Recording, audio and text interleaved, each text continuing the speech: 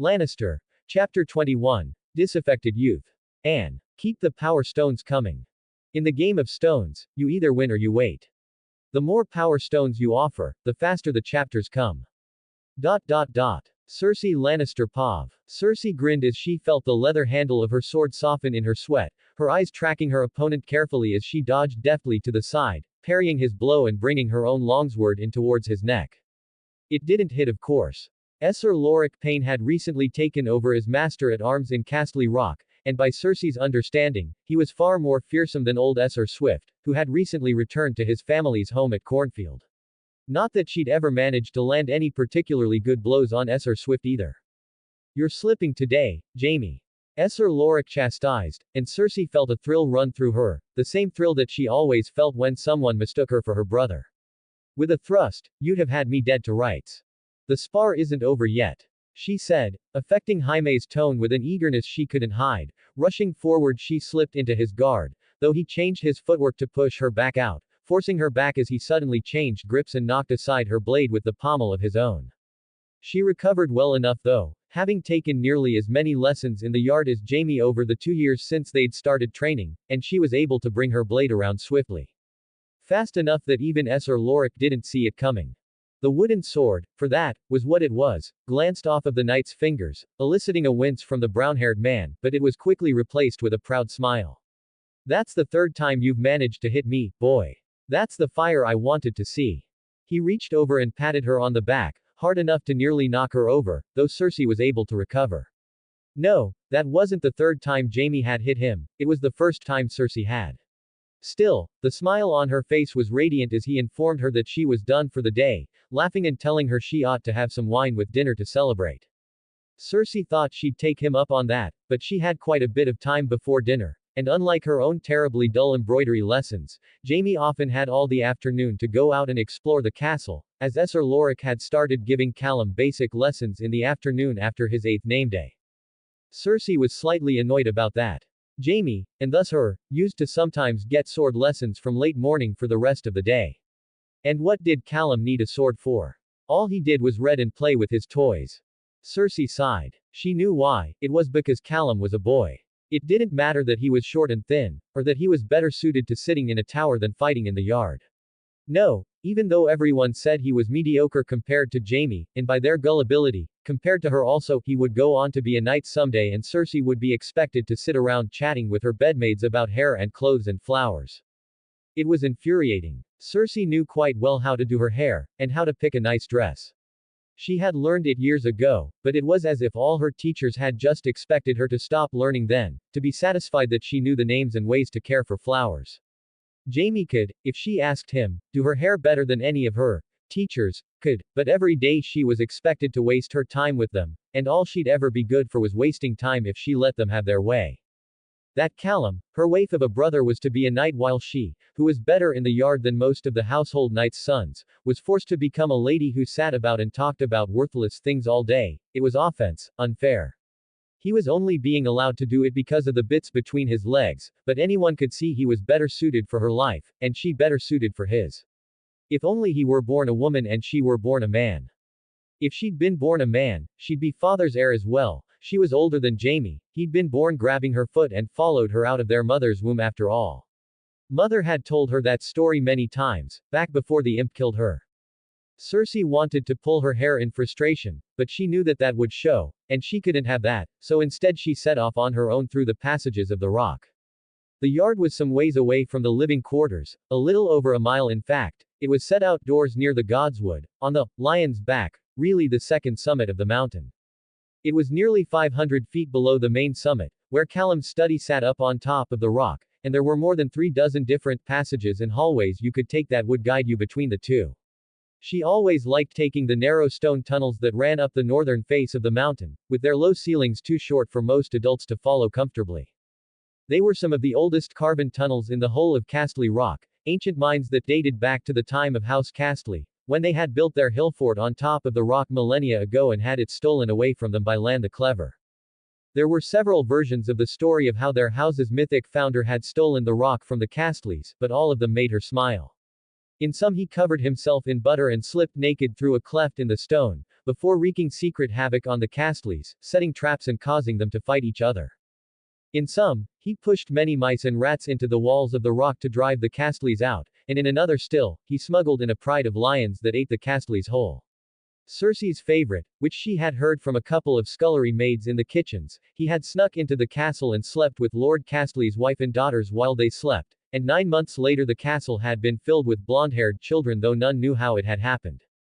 In Cersei's dreams, she often thought of herself as Lan, slipping in naked between the stones and stealing the rock away from the Castleys with no one the wiser.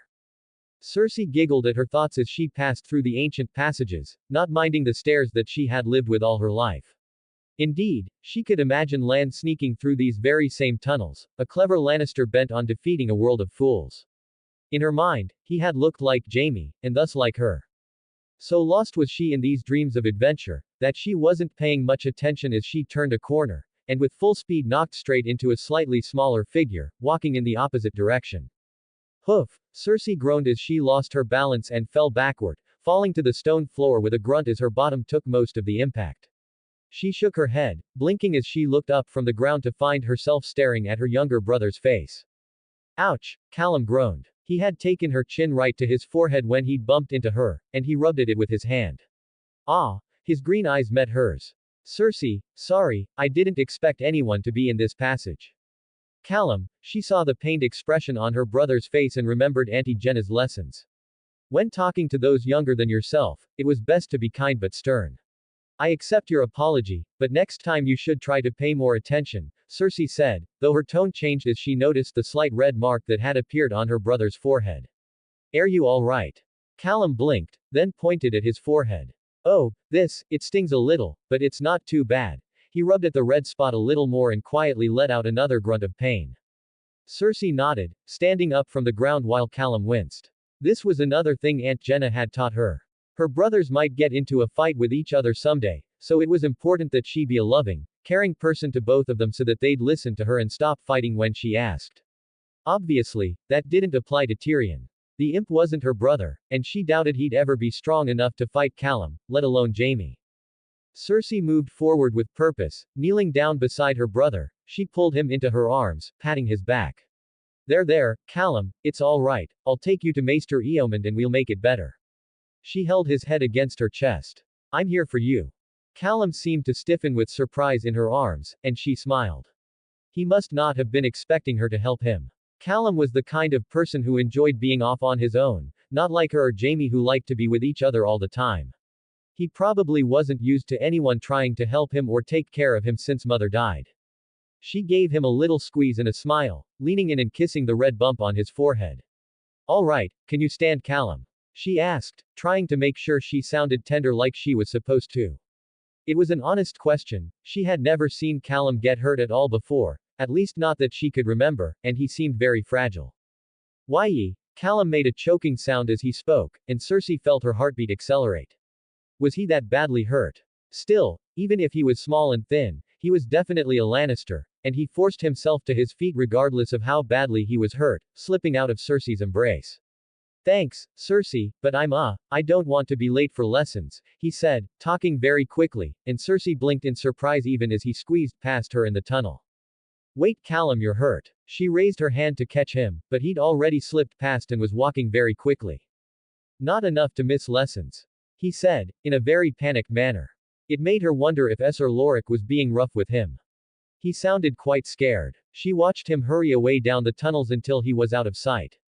It was only afterward that she realized she ought to have chased after him so that she could be a proper, caring figure as Auntie Jenna had instructed, and she cursed in her mind as she stared down the tunnel. There was no way she'd catch up with this much distance, these mines were a maze and there was no guarantee she'd be able to take the same tunnel he did. Cersei let out a sigh, straightening out her pants and fixing her hair as she shook her head. She wasn't sure what Callum was thinking. Jaime would have let her dote on him, but perhaps her younger brother was just less receptive to love and care. As she fixed her shirt she blinked, the baggy fitting of Jaime's clothes bringing a new thought to her mind. Hadn't Callum called her Cersei? Chronicle of the Targaryen dynasty in the Seven Kingdoms. Maester Willem. 276 AC Second Moon. Queen Rhaella gives birth to a new son, who is named Prince Viserys Targaryen. King Aerys orders the stationing of Kingsguard to watch and protect his son at all times. He also orders all gifts sent for the child from across the realm to be burned in the Red Keep's courtyard. King Aerys, envoys to Essos return to King's Landing, having been unable to find a wife of sufficient standing for Prince Rhaegar in Lee, Mur, Tyrosh, Pentos, or Braavos.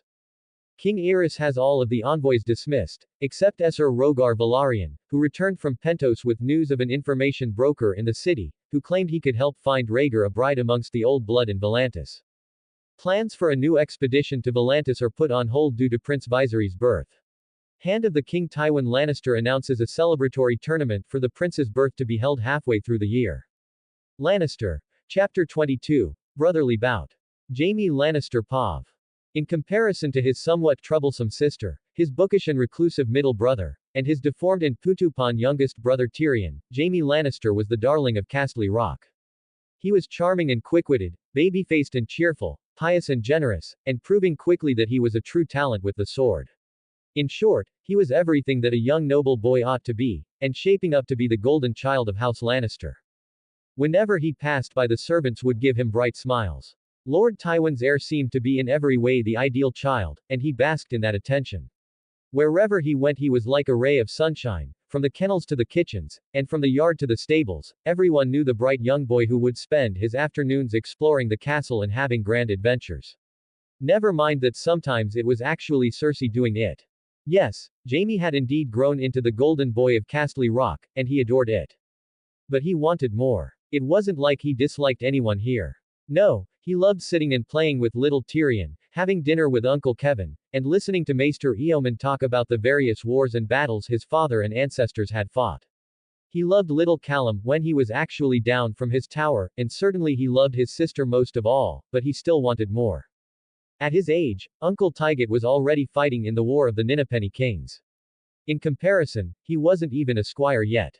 Everyone, Esir Lorik, Uncle Kevin, and even his father, they all told him he was so good with a sword and yet he had no chance to prove it. There was no Meleys the monstrous running about in the stepstones, no great evil to go ride out and slay as Septon Marlowe taught was a knight's duty. There was just Jaime, playing about in Castle Rock like his grandfather's lions in the dungeons, sitting in their cages, doing nothing despite their strength. Jaime did not like it. He did not like it at all. He wanted to go out, wanted to ride, wanted to join Uncle Kevin and Aunt Jenna when they went hunting. He wanted to go to tourneys and participate in the squire's events. He wanted to hear the blare of trumpets and ride to battle against a worthy foe like a hero of legend, to distinguish himself and bring honor to his name. In his mind he could see himself in the armor of Esir Barristan Selmy, the greatest knight in the world, riding lance to lance against the two-headed monstrosity that was the last of the Blackfires. But he was too young yet for such heroic dreams. All he could do was sharpen his blade in the yard, grow in strength and valor and heroism, and someday that would be him. A true knight of the seven, a champion of the warrior, and a hero to all men. But how long will I have to wait? Jaime kicked a rock across the courtyard as he got back into position to continue his drills. The wooden arming sword felt good in his hands, but he wanted to feel the weight of real steel more often. To fight as his father and uncles had. Swinging a bit hard there, Jaime. He blinked, glancing up as Esir Lorik entered the yard. Something on your mind, Esir Lorik? Jaime stopped his drill immediately. Ah, no, I'm just imagining fighting with the real thing. Steel's not much different than wood for weight. It's the balance that will change. The arms master of the rock said casually. Actually, it's good that you're here. The man snapped his fingers. Callum, come here lad. Jaime blinked. He'd known Callum had started training in the yard a bit when his own schedule with Esir Lorik had changed to accommodate it, but he hadn't actually seen him training. Cersei typically dragged him off to go explore around the time that Callum was having his lessons in the afternoon. She hadn't been by today though. Actually, she'd been acting strange since yesterday, though that wasn't too much of a cause for concern. Cersei was just odd sometimes. I'm here. Ah, hello Jaime. His younger brother greeted, dressed in simple leather yard clothes, which betrayed the obvious lack of muscle and slenderness of his brother's form. He held a wooden short sword as he glanced around, his eyes scanning the courtyard as ever. Will I be sparring with Jaime today? He asked Esir Lorik, who nodded. Aye, he'll be a good benchmark to measure where you're at. The knight said, directing them both to the middle of the yard. Sorry in advance for the bruises, Callum. Jaime gave his brother a cocky grin. I hope you don't go back to hiding away in your tower after this. Callum, for his part, rolled his eyes, before shooting Jaime back a nervous smile. Go easy on me. I've only started recently. The boy scratched the back of his neck, pulling his long hair behind his head, before taking up a fairly standard one-handed blade position, putting his feet one behind the other but slightly off. Jaime saw that it was technically correct but somewhat unsteady. Yes, his brother was definitely still new at this, still, he kind of wanted to cut loose. He could never have a good fight with Cersei, for fear of putting bruises on each other that couldn't be explained later, but with Callum, he could fight properly. Begin. Esser Lorik said, stepping back from them, and Jaime seized the opportunity to rush forward. There was a moment of surprise on Callum's face, but, to his credit, Jaime's younger brother stepped back, eyes narrowing, and managed to push his first thrust to the side, sliding his short sword up the side of Jaime's longsword until it locked against his hilt, keeping their blade together. Jaime realized that he had perhaps overcommitted slightly when Callum's other hand came in for a punch, one that Jaime had to backpedal quickly to avoid. Don't be so overconfident, Jaime.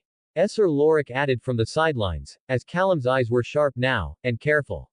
His footwork was lacking in grace and confidence, and his arms were slow and thin, but he had nearly got Jaime there, just because he'd gone for a big driving thrust in against an opponent with a shorter weapon who could exploit that.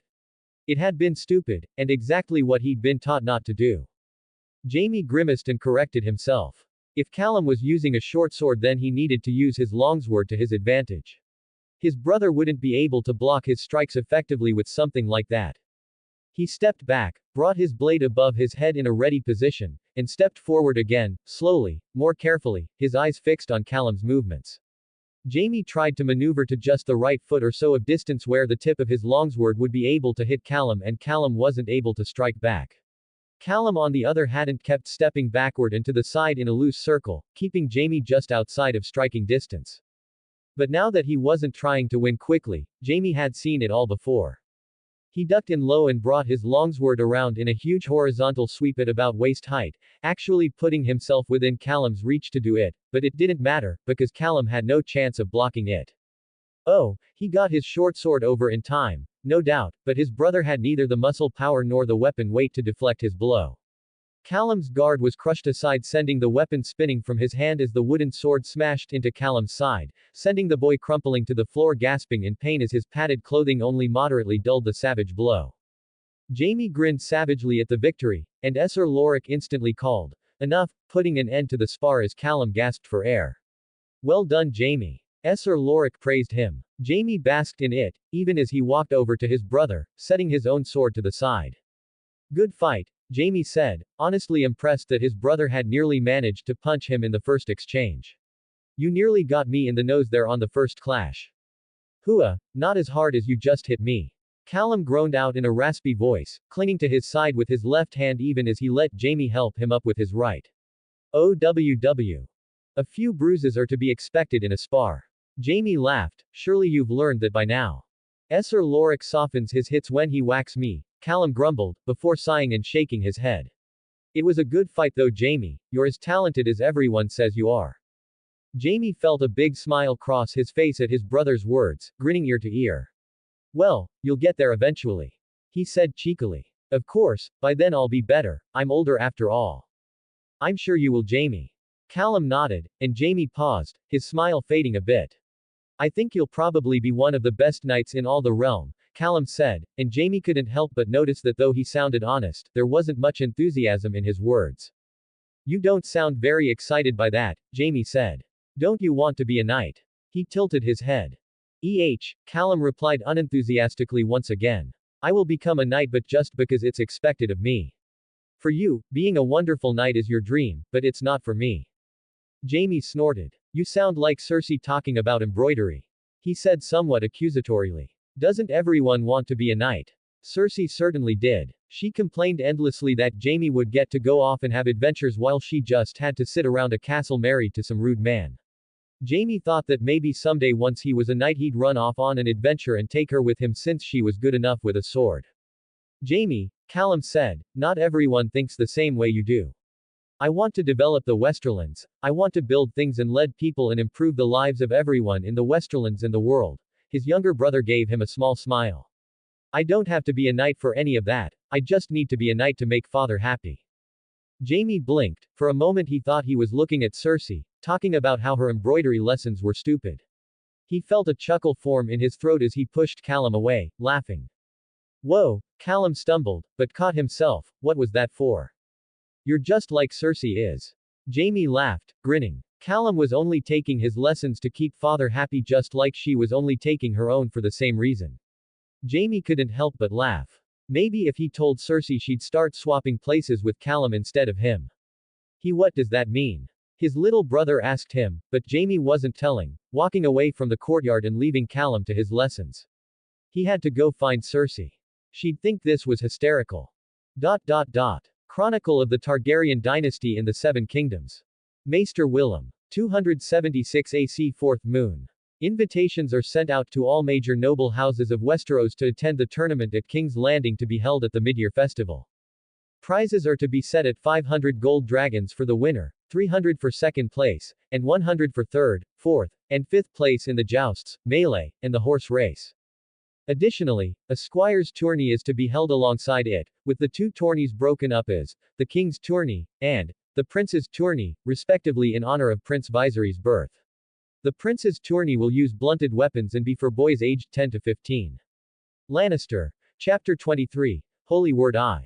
Ilan Payne Pav. Sir Ilan Payne was not entirely disappointed with how his life had turned out. Oh, he was still bitter about losing his tongue, no doubt. If he could get King Aerys in his hands he thought he'd probably strangle the man, consequences be damned, for robbing him of his ability to speak. For making men see him as a cripple though his arm was still strong. It was just that, even in spite of his mute status, he had found a position he was good at in Castle Rock. The generosity of Lord Tywin and the kindness of his son had given Sir Ilan a new lease on life, and he found that he had come to enjoy it a great deal. The gift of letters had given him power and authority once again, men heeded his commands and saw him with respect, albeit not the same sort of men who had respected him before. Sir Ilan had been a martial man, a captain of the guard in King's Landing, respected for his skill at arms and his competence. Now he was a man of whispers, an information broker for merchants and mummers and men of coin and cloth.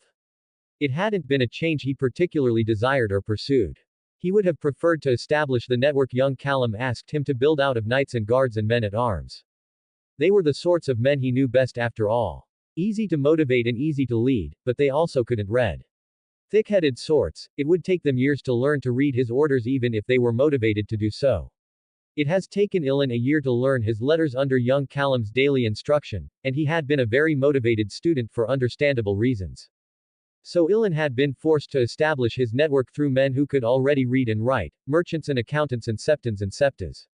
They could understand his questions, his requests, and his offers of the sort of information that would be useful to all of them. More an information broker than a spymaster, in his own opinion, Ilan maintained an office in Lannisport as well as the one he had been given in the Rock. Every day he went down to the city and gathered rumors, gossip, the prevailing prices for various goods, and the ongoings within the Gold Sept and the rest of the church. Merchants would come to him to purchase information on the prevailing rates in Lannisport, Aldtown, Seaguard, and the lesser ports that dotted the coast of Westeros.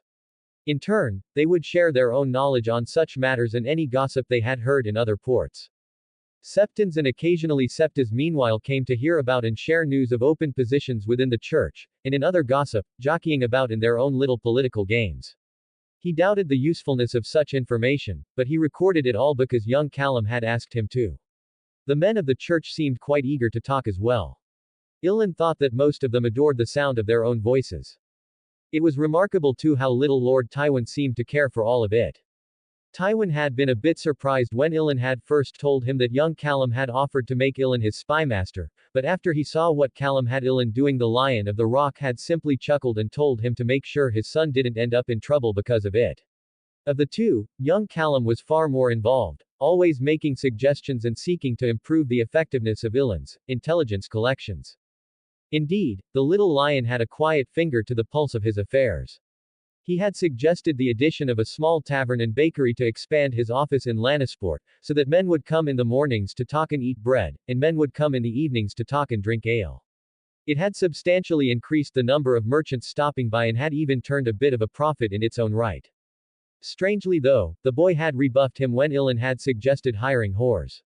Ilan knew that men talked most of all when they were whoring. It was a constant problem in King's Landing, but Callum was dead set against it. Whores would gain us more information in the short term, but in the long term they would give us a poor reputation. The boy had said. It is important that we be a respectable establishment that the more upstanding merchants and men of the cloth can visit openly. If they are seen coming and going from our door, then we will see more business from those chasing after them to get in their good graces. Ilan couldn't speak to the wisdom of that decision, but he was still making a good enterprise as an information broker and was actually starting to feel a bit short-staffed as the number of men who wanted to speak with him had exceeded his ability to respond. That was what led to the current situation. Good Father Boros was a cheerful man, overweight and bulbous, his body jiggled with every step he took but his eyes, which peeked out from beneath thick brown eyebrows were keen and cheerful. A lover of stories and a good teller also, he was one of the most regular visitors to Ilan's little establishment. Particularly in the mornings when they had fresh baked goods to go along with the conversation. He was a great gossip and knew a great deal about the politics in the Golden Star Sept of Lannisport. His official position was Goodfather of the Fatherhouse of Lannisport, the institution responsible for teaching new Septons the way of the faith, and he didn't seem inclined to move any higher within the faith. He was always aware of where the talented young Septons were going, a remarkable source of intelligence from young Callum's perspective, and apparently a potential ally in the boy's plans. Septa Margot was, in Ilan's estimation, the opposite. A slender and whip-like woman, she had sharp, gaunt features and a harsh demeanor, but she seemed even more devout than Boros. The name of the seven was always on her lips and she was a fiery speaker in the church. A climber then, amongst the Septas she was interested in growing in authority and seeing her will be done at a larger scale. It was thus unsurprising that she had agreed to this meeting. One that young Callum was attending himself. In truth, Ilan was a bit nervous about the whole thing. If word got out that Callum was his patron and not Lord Tywin, it might impact the success of his operation somewhat, but Callum had been insistent on doing this in person, even apparently securing permission from his uncle, Sir Kevin, to come down to Lannisport proper. The boy, dressed in a red and gold doublet, sat in Ilan's chair and looked far too small for it.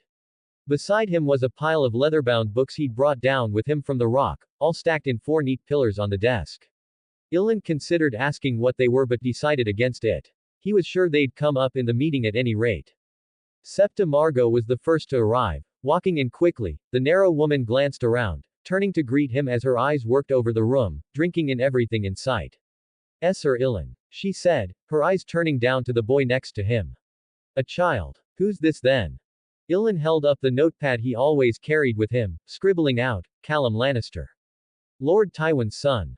The Septa's eyebrows rose a bit before she glanced back to Callum, who was now looking up at her, matching her stare.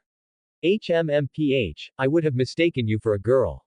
She said, not flinching even slightly at the boy's stare. I take after my mother.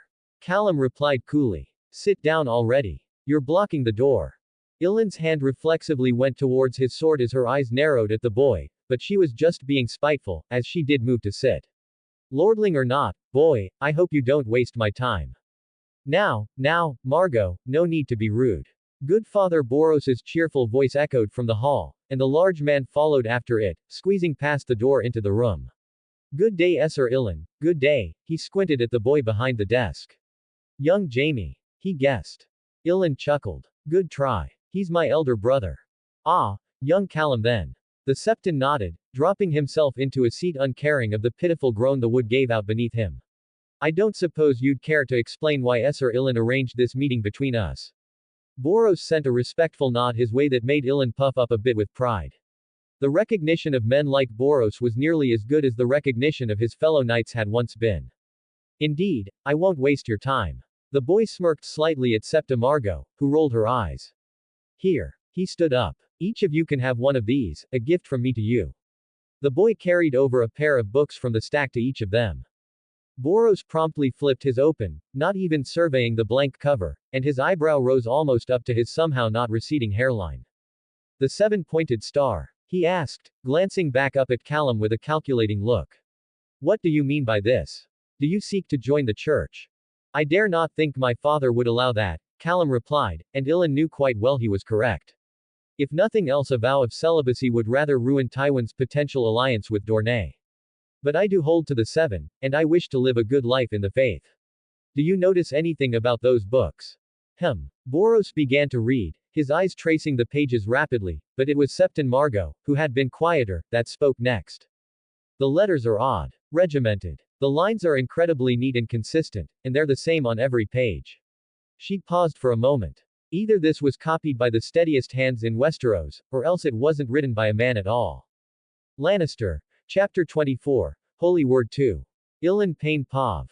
The letters are odd. Regimented. The lines are incredibly neat and consistent, and they're the same on every page. She paused for a moment. Either this was copied by the steadiest hands in Westeros, or else it wasn't written by a man at all. Ilan paused, tilting his head. Callum must have seen his motion as the boy quickly handed him one of the books. Ah, I can see it now. Yes, you're right, Margot, this is far too clean, and the letters are all the same, down to the curves and ridges. What manner of writing is this? He asked, glancing up towards Callum as Ilan surveyed his own copy of the Holy Book, noticing the phenomenon the clergy described.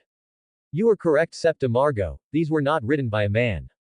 They were stamped by a machine. The boy glanced over at Goodfather Boros. Goodfather, tell me, how long does it take to write a copy of the 7-pointed star?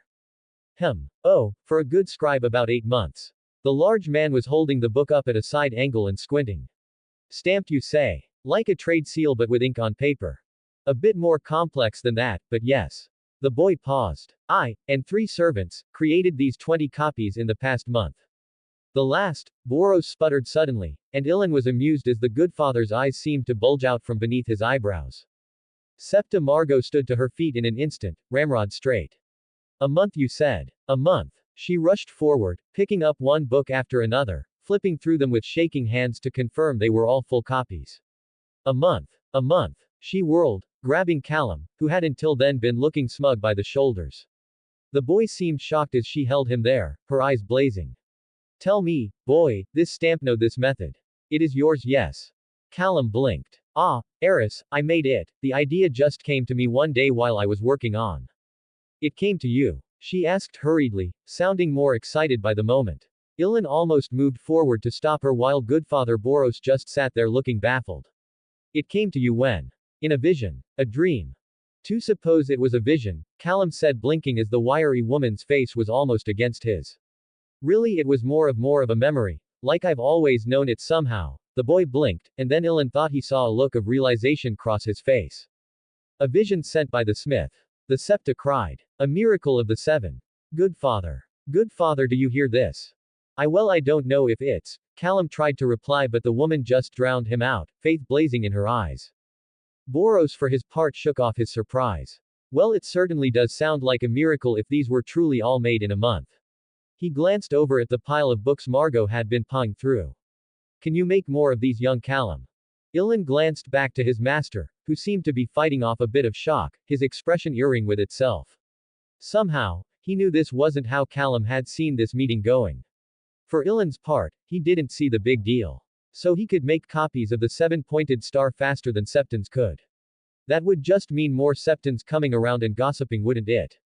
Still, Ilan saw the boy's expression change after a moment, taking on a determined expression and nodding. Yes, Goodfather, I can make more. Faster too, now that I've got the stamps ready already for each page.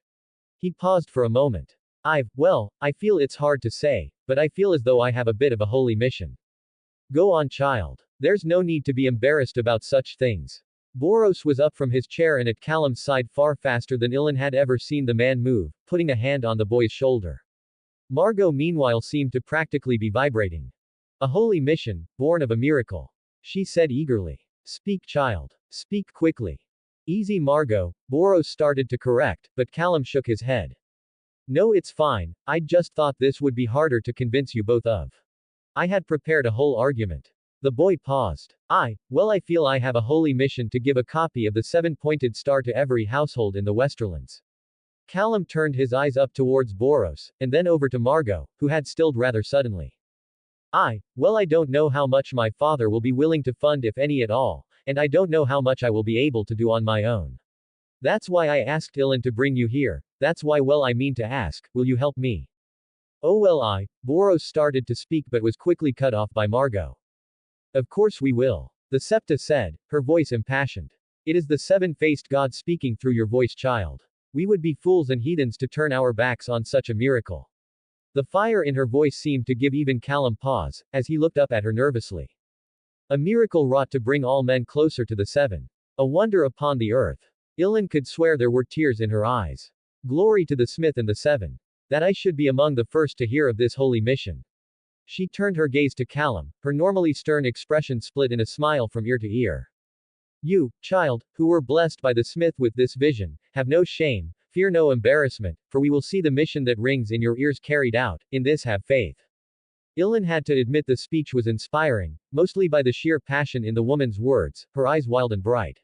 He found himself drawn in, earnestly starting to believe that little Callum had been blessed by the Smith. That would explain a lot about Callum now that he thought about it. He had it on good authority that the boy was learning his letters before he could walk. There are more than 1 million households in the Westerlands, Margot, Boros protested. It would take I don't even know how much to give everyone a copy of the seven-pointed star. The sheer amount of paper. A holy mission is a holy mission, good father. Margot whirled around and pointed accusatorially at the large man. You've borne witness to a miracle, a child blessed by the Smith to bring the holy word to all the people of the Westerlands. Hold on now, Margot, they won't even be able to read it. Better that they have it and not read it than be learned and not read it. Margot said authoritatively. You heard this blessed child's earnest plea. This vision and mission of a better future. Do not deny it, Boros. She proclaimed boldly. Think of the expense, Margot. Boros shouted back, sounding progressively less convinced in his own words as the argument dragged on. The sheer volume of material. Ilan noticed that Callum was slowly backing up from the two as they really got into it. The boy seemingly looking to hide behind the desk as Margot continued to browbeat the good father slowly into submission. Septa Margot seemed possessed of a holy fire, and even Ilan found himself being persuaded by her words. If Callum was blessed by the Smith indeed, which as far as he could tell was true, then the holy mission he spoke of was likely true as well. If that was the case, it was the duty of every good Andal to help him see it done. He glanced over at the boy. That he had rejected the idea of whores now made far more sense. Ilan could see it now, Callum was simply too virtuous for such things. Ilan smiled as he stared at the boy peeking out from behind his books at the still preaching form of Septa Margot, now facing no real argument from Goodfather Boros. To Ilan's gaze, he seemed almost scared of what was happening in front of him, but he supposed that was only natural. Blessed as he might be, Callum was still just a boy. Chronicle of the Targaryen dynasty in the Seven Kingdoms. Maester Willem. 276 AC 5th Moon. The tourney grounds are established in King's Landing under the supervision of Lord Tywin Lannister. Various guests begin to arrive. Prince Viserys Targaryen makes his first public appearance on a balcony of the Red Keep for the nobility to see, though few can see the baby as Queen Rhaella and her son are surrounded by all 7 of the Kingsguard, King Aerys even disregarding his own safety for that of his infant son. Various hedge knights and lords begin to gather at King's Landing. Lannister. Chapter 25. Ride to King's Landing. Jaime Lannister Pav. The trundle of the wheelhouse beneath his feet made Jaime's stomach queasy, even after so many days on the Gold Road. He found it hard to stand still on the restless contraption, with all of its bumps and breaks and the constant creaking of the wheels and trotting of horses. He was honestly baffled by Cersei's ability to sleep while riding in the great wooden box. Someday Uncle Tygot would let Jaime ride on the back of his saddle, which was much preferable, but since yesterday afternoon the weather had grown foul, and with storm clouds overhead Jaime had been directed back into the wheelhouse with Aunt Jenna, Cersei, and Callum. It was a bit sad that they hadn't brought Tyrion. The boy had been so eager to go see a tourney, but Uncle Kevin had said he was too young to travel. Jaime thought that was a bit odd since Callum had traveled to the tournament at that age, but then Callum had been quite different than Tyrion. His more stern, always careful behavior was nothing like Tyrion's rambunctious play and exploring. He supposed that rambunctious play and exploring might not be so well received in King's Landing.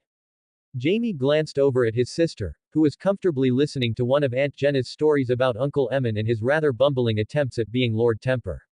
He seemed to have a great habit of putting his foot firmly in his mouth when it came to talking to merchants and such, but somehow was becoming beloved by the small folk. It made Jaime smile, and Cersei seemed to be loving the story, especially the parts where Aunt Jenna had to swoop in and make everything right. Not wanting to intrude on their moment, He turned to his right and saw that Callum was over across the wheelhouse, looking out one of the windows at the summer rain and brooding. Jamie thought it a bad look for such a handsome boy as his brother, so he wandered over. Stag for your thoughts, Callum? He asked, sidling up next to the slightly shorter boy. You're staring at the rain pretty fiercely. Oh. Jamie. The boy frowned, then sighed. Have you ever kicked a pebble off the top of Castley Rock? He asked, but Jamie got the sense that it was rhetorical. Seen it bounce down the side of the mountain and knock a boulder out of place. Soon enough a rock slide starts rolling down though you didn't mean it to. Callum said glumly. I'm afraid I may have wrought something like that on Lannister. A rock slide. Jamie tilted his head. No, I mean it's a figure of speech. Callum got a bit flustered, which was funny to see on the boy. He was usually so calm. I believe the consequences of my actions will be bigger than I intended. I have no idea how far they'll go, and I don't know how to respond either. He sighed. Once the hounds are loose there's no getting them back into the kennel. He said, finally a metaphor Jamie could understand. Why would you want to put them back? Jamie asked. They'll just lick your face and play with you. Let the kennelmaster put them back when they're tired. Callum snorted, then giggled. Jamie, that's the funniest thing I've ever heard you say. He smiled. It's just, I'm afraid I'll never be done with what I've started. You remember that woman the Septa who waved us out of Lannister, the one who was shouting? Oh. The tall one with the loud voice. Jamie nodded, remembering the woman. Long black hair and skinny as a willow tree. She had been shouting something about Callum come to think of it. She thinks I've been blessed by the smith. I showed her and a septon my printing press so fast it can print the 7-pointed star.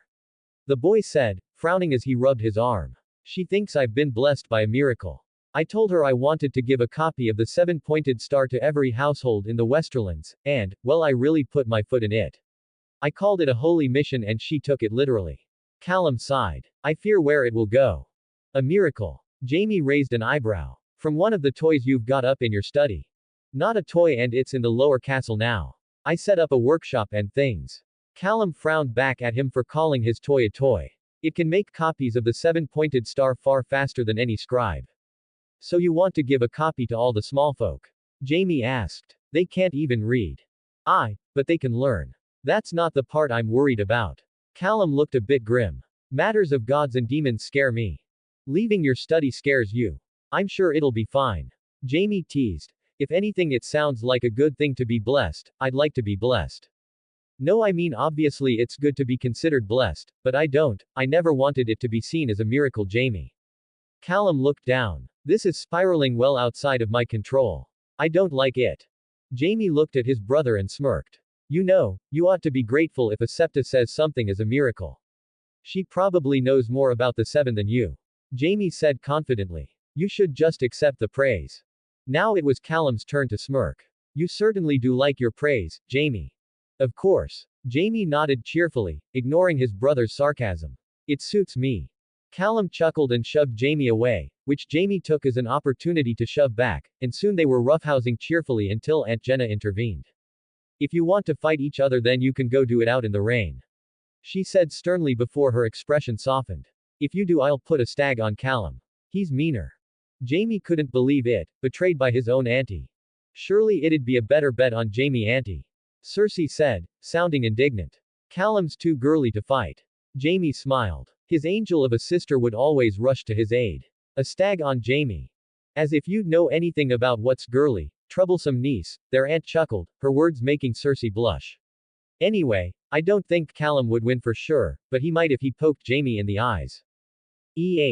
Jamie blinked, turning around. You wouldn't do that, right, Callum? He asked his brother, whose face suddenly took on a rather frightening appearance. Nah, I'd kick you in the groin. His brother confirmed. Jamie paled and stepped back slightly as Callum chuckled darkly. Cersei shrieked in excitement, Callum. Don't you dare. She hurled a pillow from across the wheelhouse that smacked right into Callum's face, which started Aunt Jenna laughing, especially when Callum recovered and threw it back at their sister. Jamie, not being prone to turn down a good fight, grabbed the cushion next to him and whacked his brother upside the head, for which he got the next cushion overthrown into his own face. Soon it devolved into a no-holds-barred brawl within the wheelhouse, with cushions and pillows and flailing limbs. At first, he and Cersei were beating on Callum, but then she decided their younger brother had had enough and whacked Jamie instead, After which it promptly fell into a free-for-all, Auntie Jenna's laughter hanging over everything like a merry market song. When they were all exhausted from the play fight, Jamie couldn't help but smile. His stomach felt better and he didn't mind the wheelhouse so much after all. Feeling better now, children? Aunt Jenna asked sarcastically, stepping past the tangled mess of pillows and overexcitable children. You may want to clean up. Given the smell, I believe we're getting near King's Landing. As the three of them looked up at her in confusion, she stopped for a moment and then chuckled.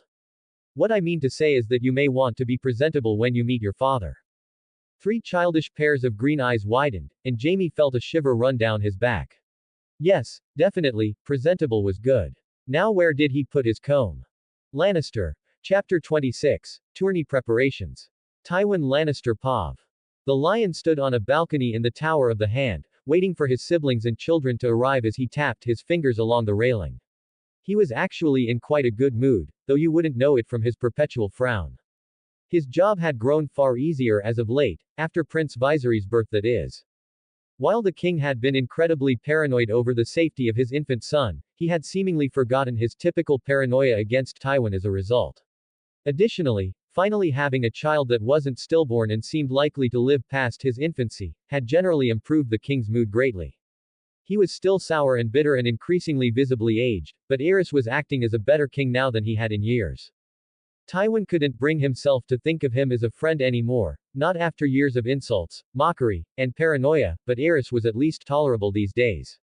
Tywin no longer spent his nights weighing the merits of resignation. It was that somewhat mending relationship that made him confident as he worked his next play in the Game of Thrones. This tournament was to be his lever. He had involved Aerys substantially in its creation, cast to celebrate Prince Viserys' birth, the prize pools were substantial and the scale was enormous. Tywin had invested a great deal in ensuring that it would be a lavish tourney, one to remember. New stands were built, with the old ones only used for the smaller princes' tourney grounds. The route for the horse races, some 18 miles long, was set and decorated with colorful banners of red and black, silver and purple. A truly enormous amount of food was being brought into King's Landing, along with firewood, tents, and all manner of other supplies. It was to be a huge tournament and a huge expense. The cost neared 100,000 gold dragons, but in Tywin's mind, it was an investment. All of this he did for a purpose. He had opened up one of the vaults of Castle Rock and paid for half of the tournament himself, all to one end. Cersei, Tywin's daughter, would be betrothed to Prince Rhaegar when this tournament was done, and Tywin's grandchildren would someday sit on the Iron Throne. Tywin would make sure of it. Still, that was, for now, a long-term ambition, and he needed to focus his current efforts on ensuring that said betrothal did in fact happen. This tournament needed to go smoothly, no, perfectly, to minimize the chances of Aerys throwing a tantrum or refusing his betrothal. The king was clearly desperate to find a suitable bride for Rhaegar these days, what with his failed emissaries to Essos, but as with most of what Aerys did, the man couldn't commit to it for a long-term effort. Now was the time for Tywin to strike, not with steel, but with golden words of rekindled friendship. It stung that he had to kowtow once again to the toad who'd insulted him so many times, but that great and terrible throne of swords was too tempting to secure for his future bloodline. Tywin glanced out across the narrow sea, gray and dark under cresting whiteheads, so similar and yet also different to the view from Castle Rock a continent away. Lord Hand. Came a knock at the door. Your family has arrived. Tywin felt his spirits lift slightly, dynastic plotting set aside for now. Perhaps Castle Rock was not so far away after all. Let them in, he said, stepping off the balcony. Jenna was the first to enter, grinning as she saw him with the jolly smile that always lifted his spirits, while his children followed after her. He felt a deep debt of gratitude to his sister for how she had mothered his children since Joanna's death. There were lessons he simply wasn't suited to teach them, especially from across the continent. He had begun to pay it back with his promotion of her worthless husband to Lord Temper over a reasonably prosperous region, but he felt it was not quite enough yet to account for her services. He gave her a very thin, but nonetheless rare smile as his children followed in behind her. Jaime and Cersei, identical as ever, were the first into the room. All bright smiles, they greeted him cheerfully. Father! They shouted in unison, and he couldn't help but snort in surprise as the pair of them ran forward to embrace his sides. He let them have it for a moment, before gently prying them back. This is my office, you know. He said sternly, but not without affection. Still, it is good to see you both. I hope your trip over was not overly rough. Jaime couldn't stand the wheelhouse. He was sick the whole way over, Cersei said immediately, which made Tywin roll his eyes at the obvious attempt to tease her brother, though he found himself looking over expectantly at his son anyway. I much preferred riding with Uncle Tyget, Jaime admitted readily. When will I be squired and given my own horse, father? Ah, a question he actually had an answer for. Soon, after this tourney in fact. Tywin had been planning it for some time. Ideally, Jaime would be Prince Rhaegar's squire, but if that fell through he'd already arranged for a backup position with Lord Sumner Crackell. I've arranged several options. Jaime's eyes lit up, and Tywin couldn't help but feel pride in his son as the boy inevitably asked, I heard there will be a squire's tourney, father, may I join the melee at least? The initial response that came to mind was no, of course, but he paused after a moment of thought. If Jaime did well, it might give him greater legitimacy, and a better chance to be squired to Prince Rhaegar. Tywin considered for a moment, glancing up towards the door, where Tyget was standing somewhat dispassionately. He had a tumultuous relationship with his second brother, but even Tywin could admit that Tyget had always been the best warrior and tourney knight of the four of them. If your uncle Tyget thinks you have a decent chance at winning, I'll allow it, Tywin said at last. I've heard you're very skilled in the yard, but the prince's tourney will include boys 3, 4, or 5 years older than you. They'll be bigger and stronger. Jaime won't lose to anyone. His daughter chimed in confidently, and Tywin rolled his eyes once again, his gaze settling on Tyget. His brother shrugged. I don't know his chances of winning, but I have faith enough he won't disappoint. The militant Lannister glanced towards Jaime. I don't mean to insult you, boy. You have a real skill with blades, but skill only goes so far against raw muscle. Jaime frowned but nodded after a moment, before turning his gaze back to Tywin. Will you allow it then? Quote. Tywin considered. The prospect of his son losing embarrassingly and leading to insults from Aerys was unpleasant, but the prospect of his son winning and bringing greater glories to House Lannister was not to be dismissed. For years now men had told him that Jaime was a great generational talent with a sword, and the weapons in the prince's tourney melee were padded, so he was at little risk of severe injury. Tywin paused, thinking of his decisions in the past, how trusting his other son had indeed improved the power and wealth of House Lannister. If he could trust Callum's mind, why not put faith in Jaime's arm? I will trust you with this, Tywin said at last. The tourney is in 2.5 weeks. Practice well with your uncle, and bring glory to House Lannister in the melee. Jaime positively beamed at his words, and Tywin felt his heart thaw a bit at the expression. Cersei mirrored her brother's face, which had much the same effect. Tywin turned his eyes to the last of his children, except for the imp. His thoughts spoke like poison in his ear, who had been standing quietly to the side of his desk. Dutiful and calm as ever, Callum greeted him with a bright smile, hands placed still at his sides. Good day, father, I'm very glad to see you again. The boy greeted politely after his siblings had finished their questioning. I hope things have been well since you last wrote. They have. King's Landing has become more friendly to our interests in the meantime. Tywin spoke in moderately coded language. Callum always seemed to have a good inkling of his plans, even better than Kevin at times, which was almost frightening. Have your own endeavors gone well? Did the Septons agree to fund your press? Callum had come to Tywin with his plan to produce tens, hundreds of thousands of copies of the Seven-Pointed Star first. Tywin wasn't opposed on principle to the plan, but funding it directly from House Lannister's coffers when his son estimated the total cost at somewhere around 100,000 gold dragons was simply not feasible. Together through their correspondence, they had determined that the better option was likely to seek buy-in from the church, though from the blush rapidly spreading over his son's cheeks Tywin could guess that not everything had gone to plan. They agreed to fund it, father, Callum answered, somewhat surprisingly, though the words that followed explained his son's embarrassment. I approached a Septon and a Septa of some influence through Esser Ilan, and they loved the press, or rather what it could make. But as soon as I explained it to the Septa Margot, she proclaimed that I'd been blessed by the smith, that my press was a miracle of the seven, and she took my holy mission to spread the seven-pointed star to the masses very literally. Tywin blinked and raised his eyebrows as his son went on. It's all spiraled a bit outside my control, I'm afraid, and matters like this scare me for their unpredictability. Tywin frowned. Callum seemed quite shaken by the entire thing from his demeanor and the way he spoke. His son was normally a careful planner like Tywin himself, but it seemed he'd been affected quite severely by his plans being derailed, albeit not in an immediately disastrous direction. I will speak to you more of this later. Tywin decided. He needed more context for the situation before he settled on a response. A hasty decision would get him nowhere. It was also possible that his son was exaggerating. He'd need Sir Ilan's input as well. There were other matters to address with Callum too. Callum, you should know that House Martell will be arriving for the tourney soon. Princess Elia will be with them. He glanced at his son. Prince Doran will be here as well. His mother has grown sickly as of late. You must make a favorable impression on him so that he will choose to uphold your betrothal should Princess Enella pass away before you marry Elia. Callum seemed to center himself from his earlier worry as Tywin spoke, and by the time he finished, Callum was once again the fully collected son that he knew. Of course, father. I'll try to improve my relationship with Princess Elia as well. See that you do, Tywin said, before glancing back across the rest of his gathered family. Well then. Tywin frowned, gesturing with his hand. You all know what you are to do, and I still have much preparation to see to his hand. His family recognized the dismissal for what it was, and though Tyget wore a sour expression at the curtness of it, they all shuffled out of his office with little fuss, and Tywin was able to turn back to his papers, marking out a new set of orders for the expansion of the existing jousting lists in preparation for the tournament.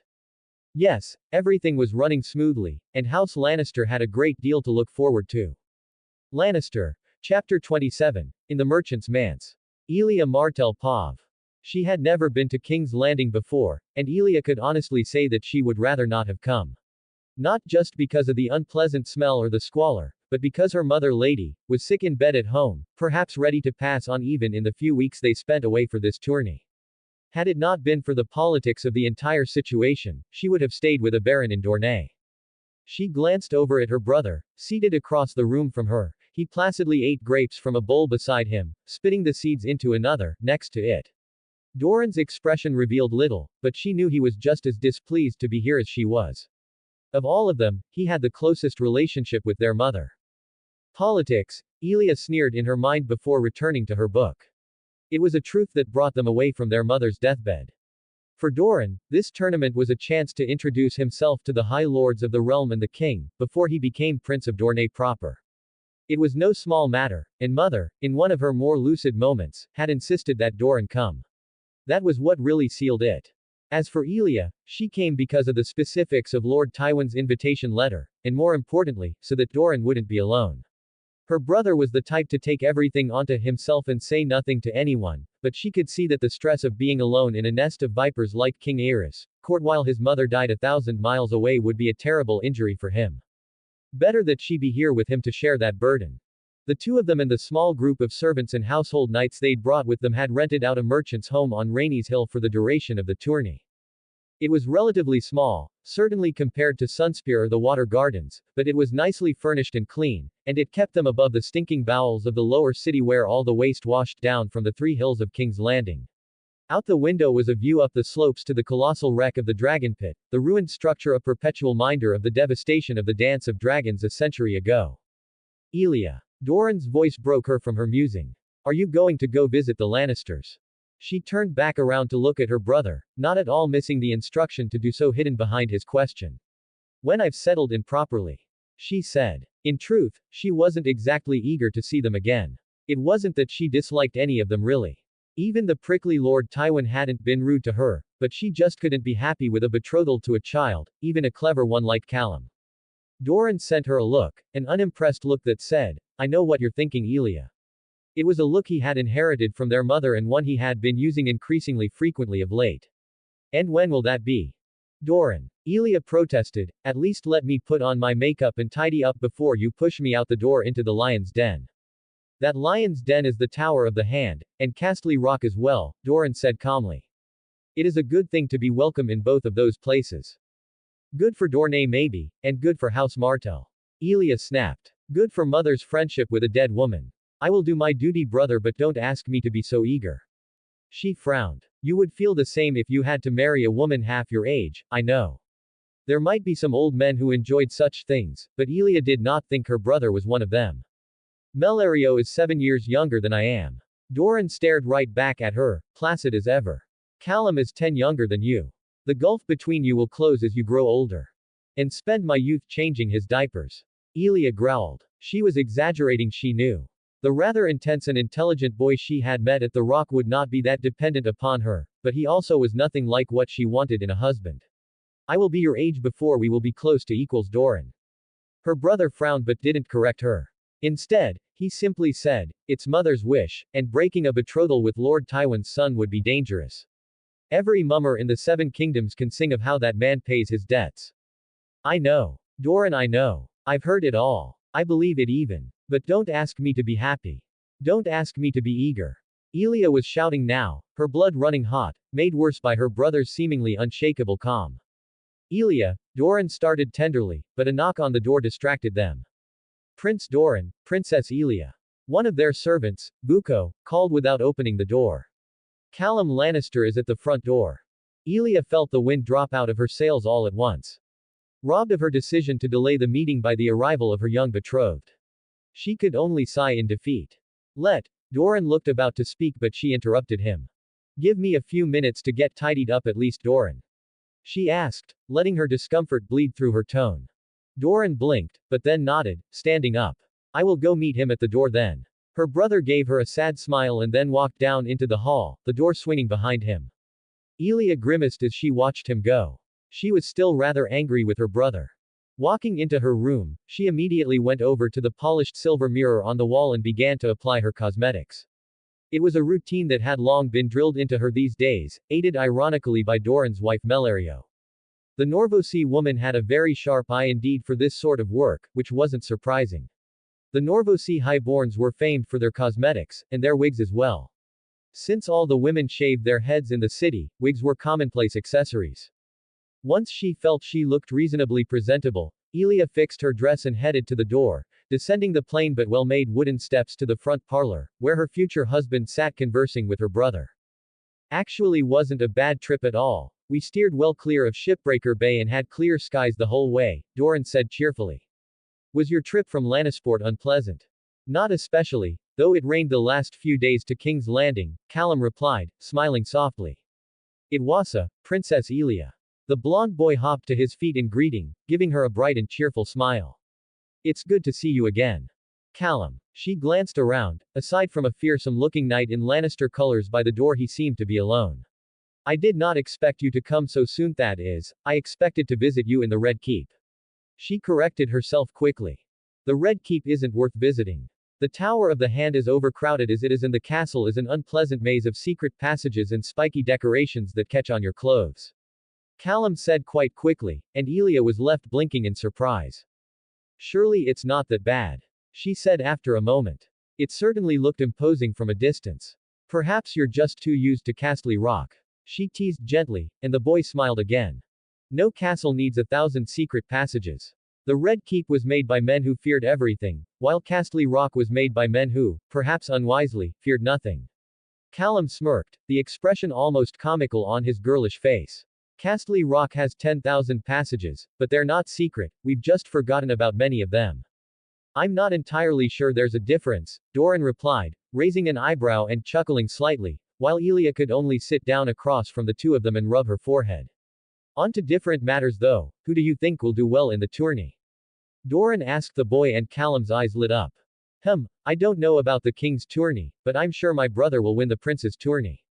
The melee at least. Callum smiled broadly. I don't think Jaime will lose to anyone. He turned his green eyes towards Elia. Princess Elia, I know you're fond of knights and tourneys, who do you think will win? Elia blinked, then tilted her head. Well, there's quite a few famous knights participating. She said after a moment, going through her thoughts on the matter. She understood there was quite the roster already, with more arriving every day. I expect Sir Arthur Dane to do quite well, and for your uncle, Lord Tygett to do well also, Elia said diplomatically. She wasn't actually convinced that Tygett Lannister had a good chance to win, not against so many spectacular knights, but Lord Tygett was no slouch and he would still likely place in the top 5. Sir Barristan Selmy, Sir John Connington, and even Prince Rhaegar will also likely do well. She continued, going down a list in her mind of some of the fiercest knights in the realm. I expect we'll see some younger faces also. It would not surprise me if Lord Stephen's heir, Robert, I believe, did well in the melee. Supposedly he's come south with Elbert Arryn and one of the Starks. This will likely be his first tourney. It's quite a lot of heirs to High Lords this year. I believe young Mace Tyrell will be in the Squires tournament also, Doran confirmed. Your father's letters must have convinced a great many houses to come and participate. Only the Tullys and Greyjoys are wholly absent, her brother stretched. I have no arm for jousting or the melee myself, and I think my lady wife would kill me if I tried it anyway, he said rather self-deprecatingly. If he were here, a baron would join, I know. Prince Oberyn seemed very skilled. Callum nodded. I was impressed with him during your visit, he has a keen mind as well. Doran grinned at the compliment to his brother. I've heard good things from him about your siblings as well. He gave Elia a wicked glance, and she knew that there was no way she could stop what her elder brother was about to say. Elia informed me that both of them look good in a dress, is that true? Elia felt her cheeks flush red as the Lannister boy spit out some of the mint tea he'd been sipping on, the little boy making a choking sound as he caught his breath, his own cheeks much the same color as hers. Something she knew Doran took pleasure in, as her brother was clearly barely holding back laughter. Well, I couldn't speak to it. Elia said quickly, trying to come up with a plausible cover story. I mean, I only thought that young Jaime and Cersei looked very, very similar. Really, that's not what I heard. Doran was silenced by the death glare Elia sent him, but she found her own tongue dumbfounded when Callum started laughing uproariously. No, ha ha ha, no, it's fine. I only hee, you of all people caught them in their cross-dressing, Princess Elia. Callum gave her a big grin. Was that before or after you told me you'd prefer to be betrothed to Jaime? Elia found herself stammering. Why did she think Callum wouldn't know about that? He was their brother, he probably knew them better than anyone. Two didn't quite say. Elia stopped herself and took a breath, resigning herself to her embarrassment. It was before. She sighed. On the day before we brought the terms of the betrothal to your father. The boy grinned. So you like men who wear dresses? The young boy's tone was teasing, and Elia found herself dearly wishing she could pick him up and throw him out the window without causing a great scandal. Especially when he turned toward Doran, who seemed just as eager to drive her insane. I'll have to start wearing them then, do you think I'll look good in one? Callum asked her brother, pretending to be serious. You do have a girlish face, I think you could look fine enough, but you'd need makeup to truly sell the look. Doran tapped his chin, clearly having far too much fun with the boy. Maybe something that was tight around your waist as well, to give the impression of curvature. How should I do my hair? Like this. Callum pulled his golden locks back behind his ears. Or perhaps in a ponytail. Tell me, Prince Doran, what do you know of your sister's preferences? Oh, I thought I knew quite a bit, but this is news to me, perhaps we should ask your older brother. He continued the rapport, as Elia threw herself back into her chair in exasperation, placing her face in her hands, even if she couldn't fight the small smile that tugged at her lips, barely hiding her own giggles. Oh, they would pay for this, both of them. She simply needed to figure out how. Chronicle of the Targaryen dynasty in the Seven Kingdoms. Maester Willem. 276 AC 6th moon, 1 week until the longest day of the year. Great lords gather in King's Landing, with representatives from House Stark, Arryn, Lannister, Martell, Tyrell, and Baratheon all in attendance. The tourney is set to take place in 7 days. King Aerys announces that he will begin it with a great feast for all the lords and ladies who traveled so far to join the tourney. A large choir of mummers is hired to perform at the feast and sing praises to House Targaryen and the dragon lords of old. Lannister. Chapter 28. In the Pyromancer's Den Acolyte Halline Pav. Long pallid fingers scraped the powdery crystals into the granite bowl, silver shavings and dust of blue cobalt had to be ground together ever so carefully. The chamber was cool and dank with the sweat of the stonework beneath. The air was always being pumped with small amounts of water that congealed on the ceiling and dropped down the walls. Halline was used to the sensation, it was comforting being in the dark and the cold. That wasn't the impression he knew most of the city had of pyromancers, but it was true. An alchemist's life was full of long periods working silently in cool dank chambers beneath the earth, punctuated occasionally by bursts of roaring green fires and glorious explosions. The actual chance to use the substance was akin to a holiday, while the dark of the cells was home. Tick tick tick tick tick tick tick tick, Halline clicked his tongue in a long practiced rhythm and waved his hand over the blue mixing bowl in front of him, feeling for the flame stove.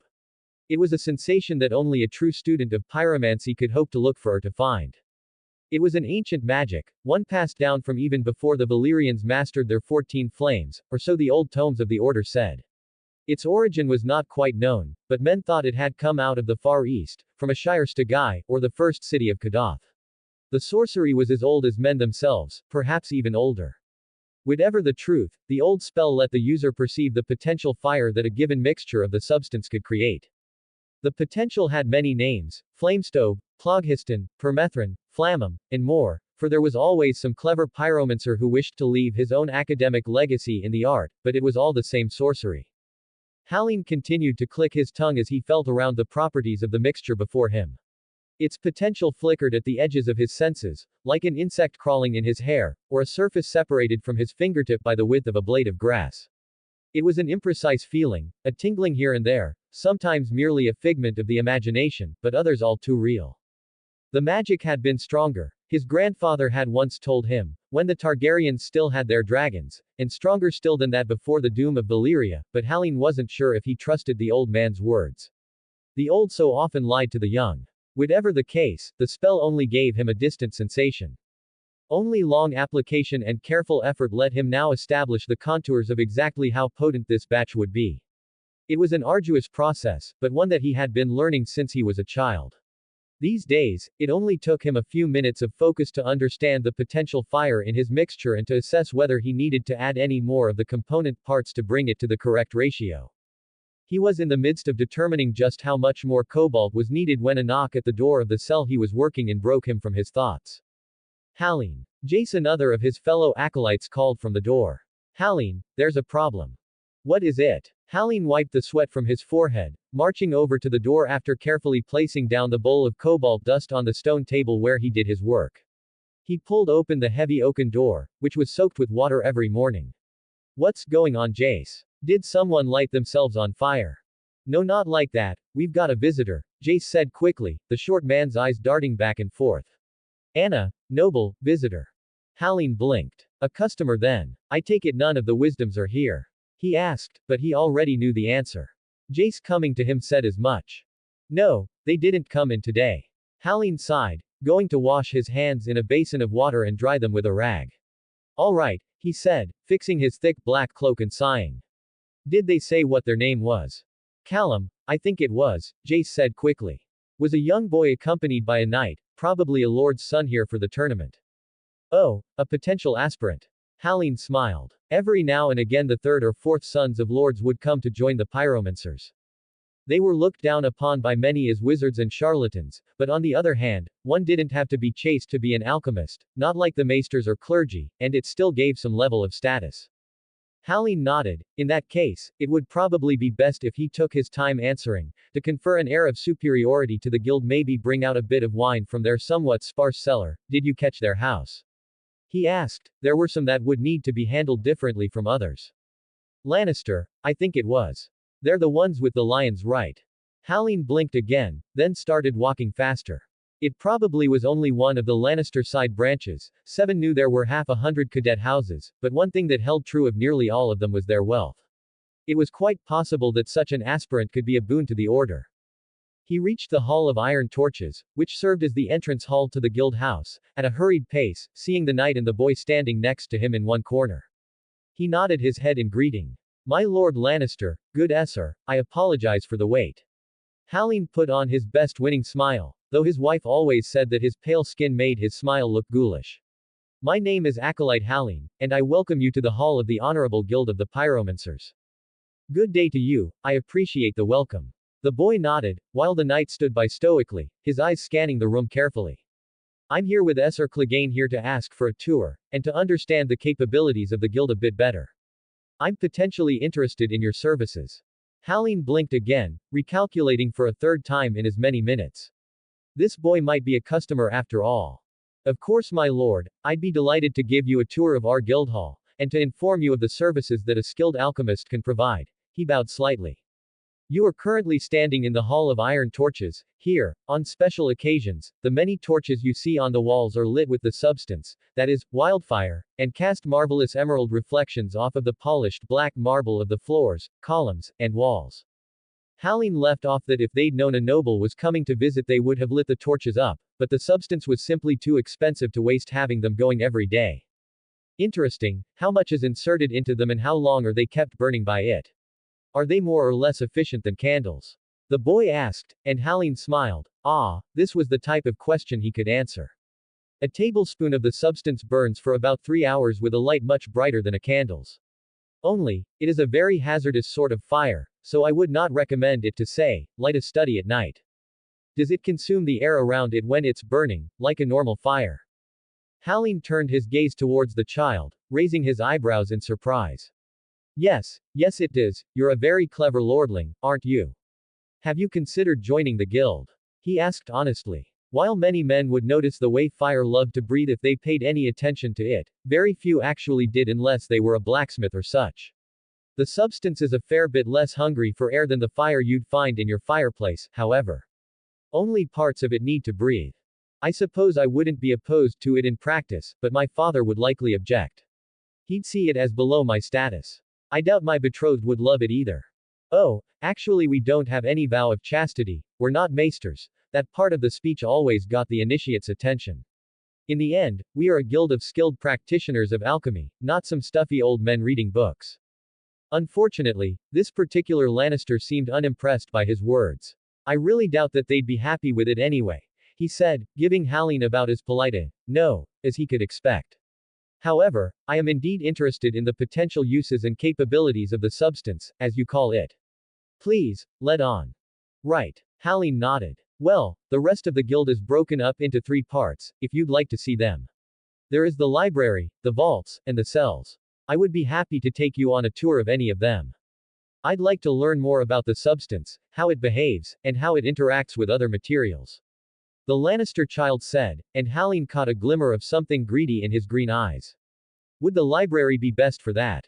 The library is certainly a trove of mystical knowledge, much of it about the substance, but most is reserved for members, to preserve the secrets of our trade. I'm sure you understand. Oh, I certainly understand, the boy nodded. But I'm not interested in stealing your recipe for the substance, or anything of the sort. What I'd like to learn is how it interacts with other materials. Iron, steel, various types of wood, and paper. Sand and stone. Is that something you're able to share? Halline mulled it over, pressing a hand to his chin. Well, I suppose we could share it with a customer. Lannister. Chapter 29. In the Pyromancer's Den 2. Oh, I certainly understand. The boy nodded. But I'm not interested in stealing your recipe for the substance, or anything of the sort. What I'd like to learn is how it interacts with other materials. Iron, steel, various types of wood, and paper. Sand and stone. Is that something you're able to share? Halline mulled it over, pressing a hand to his chin. Well, I suppose we could share it with a customer. Quick as a flash, the boy pulled a purse from the side of his doublet and began to count out gold dragons. Halline's eyes widened. That was an awful lot of money for a young boy to be carrying around. 10 gold dragons, 5 for the guild and 5 for you, and you give me access to the library except for anything detailing the recipe for the substance for the duration of time I'm in King's Landing, make me an associate member or something, I don't care how you justify it. I will not remove any of the books from the premises, but I want the right to take notes and bring those with me. I want to know exactly how and what I can apply wildfire for. 1 gold dragon was worth about as much as a common man in King's Landing would make in a year. Halline weighed it strongly, but after a moment, he decided to shake his head. Were I a wisdom and not an acolyte, I could take your deal, but I'll also organize a purchase of 100 jars worth of the substance from the guild. I will want a variety of ages, to be transported to the Westerlands in let's say, 3 months. The boy stared up at him sharply. Understand this, I am Tywin Lannister's second son. Money is of limited issue. For the 4th time now, Halline recalibrated his brain, glancing up at the knight next to the boy who had said nothing. The brown-haired man nodded shortly. Young Callum speaks true. Sir Clegane confirmed. Lord Tywin has ordered me here as his bodyguard while we are in King's Landing. The alchemist swallowed. This was, he could get into trouble for this, allowing someone else even limited access to their library, but he could get into even greater trouble if he denied the guild a customer so closely associated with the Lord Hand, a man who, it was said, could shit gold.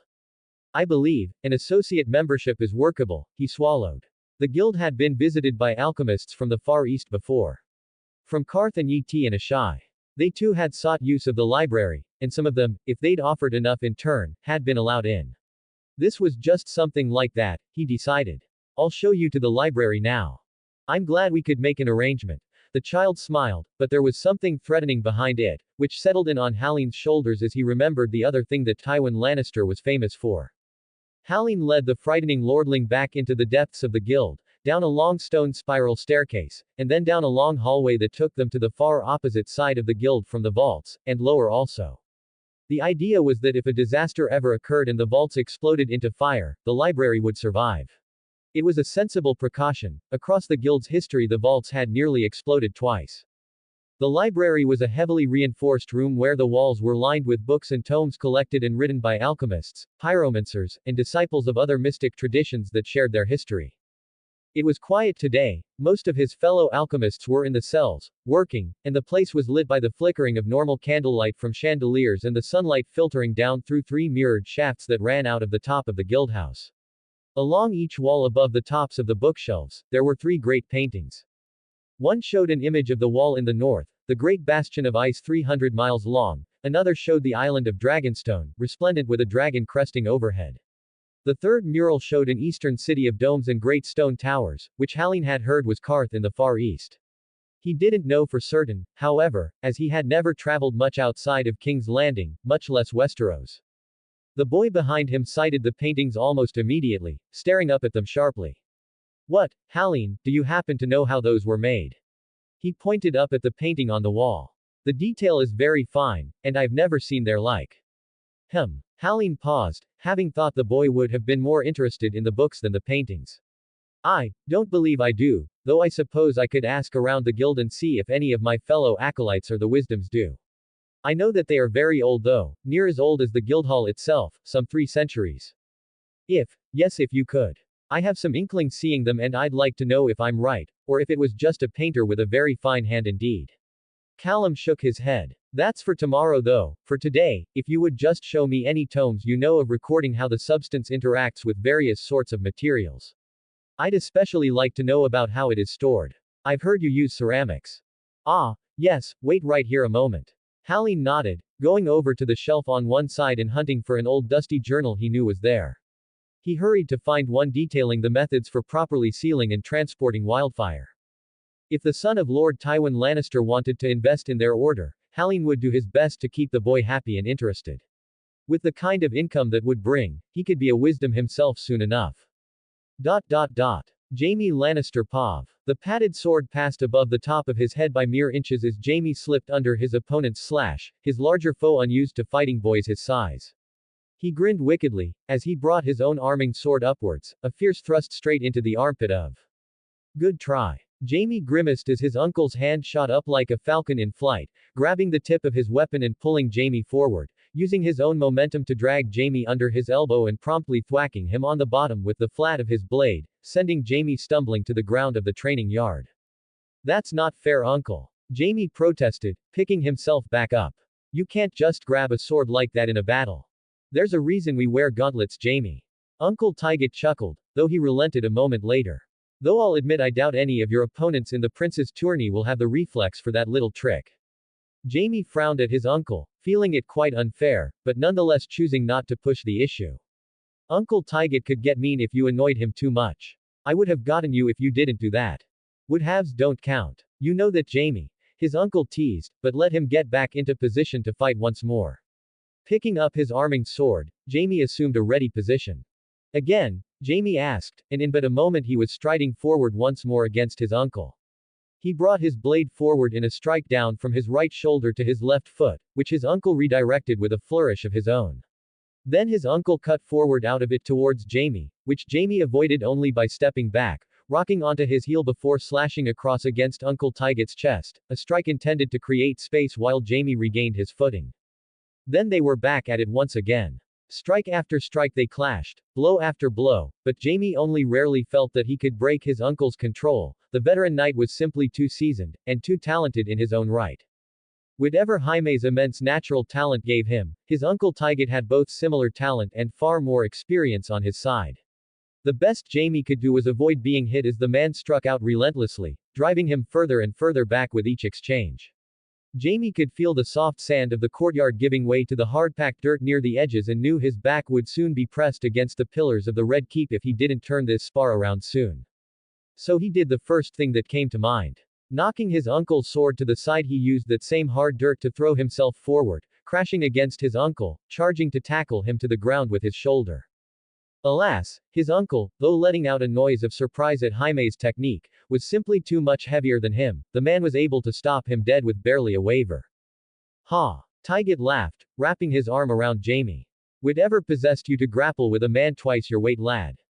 He spun around and let Jaime go, throwing him to the sand of the inner courtyard. Though I suppose that might have been clever against another boy your age. I thought you'd be surprised, uncle. Jaime spat sand from his mouth as he pushed himself to his feet once again, swaying somewhat as he went to pick up his sword, still tasting the sand between his teeth. Faye, I've seen men do more foolish things in battle. Tygett waved him off. You'd need to do something incredibly idiotic to surprise me. He grinned, his smile not as rare as Jaime's father's, but still quite unusual. I think we're done for today if you've decided tricks are the only way you can win. You're not wrong, but it's also not what we're here to practice. His uncle walked over and patted Jaime on the head with a sweaty mitt. Best we don't injure you 3 days before your tournament. Ah, Jaime sighed. He'd been enjoying their sparring even if he was spending far more time on the ground than he preferred.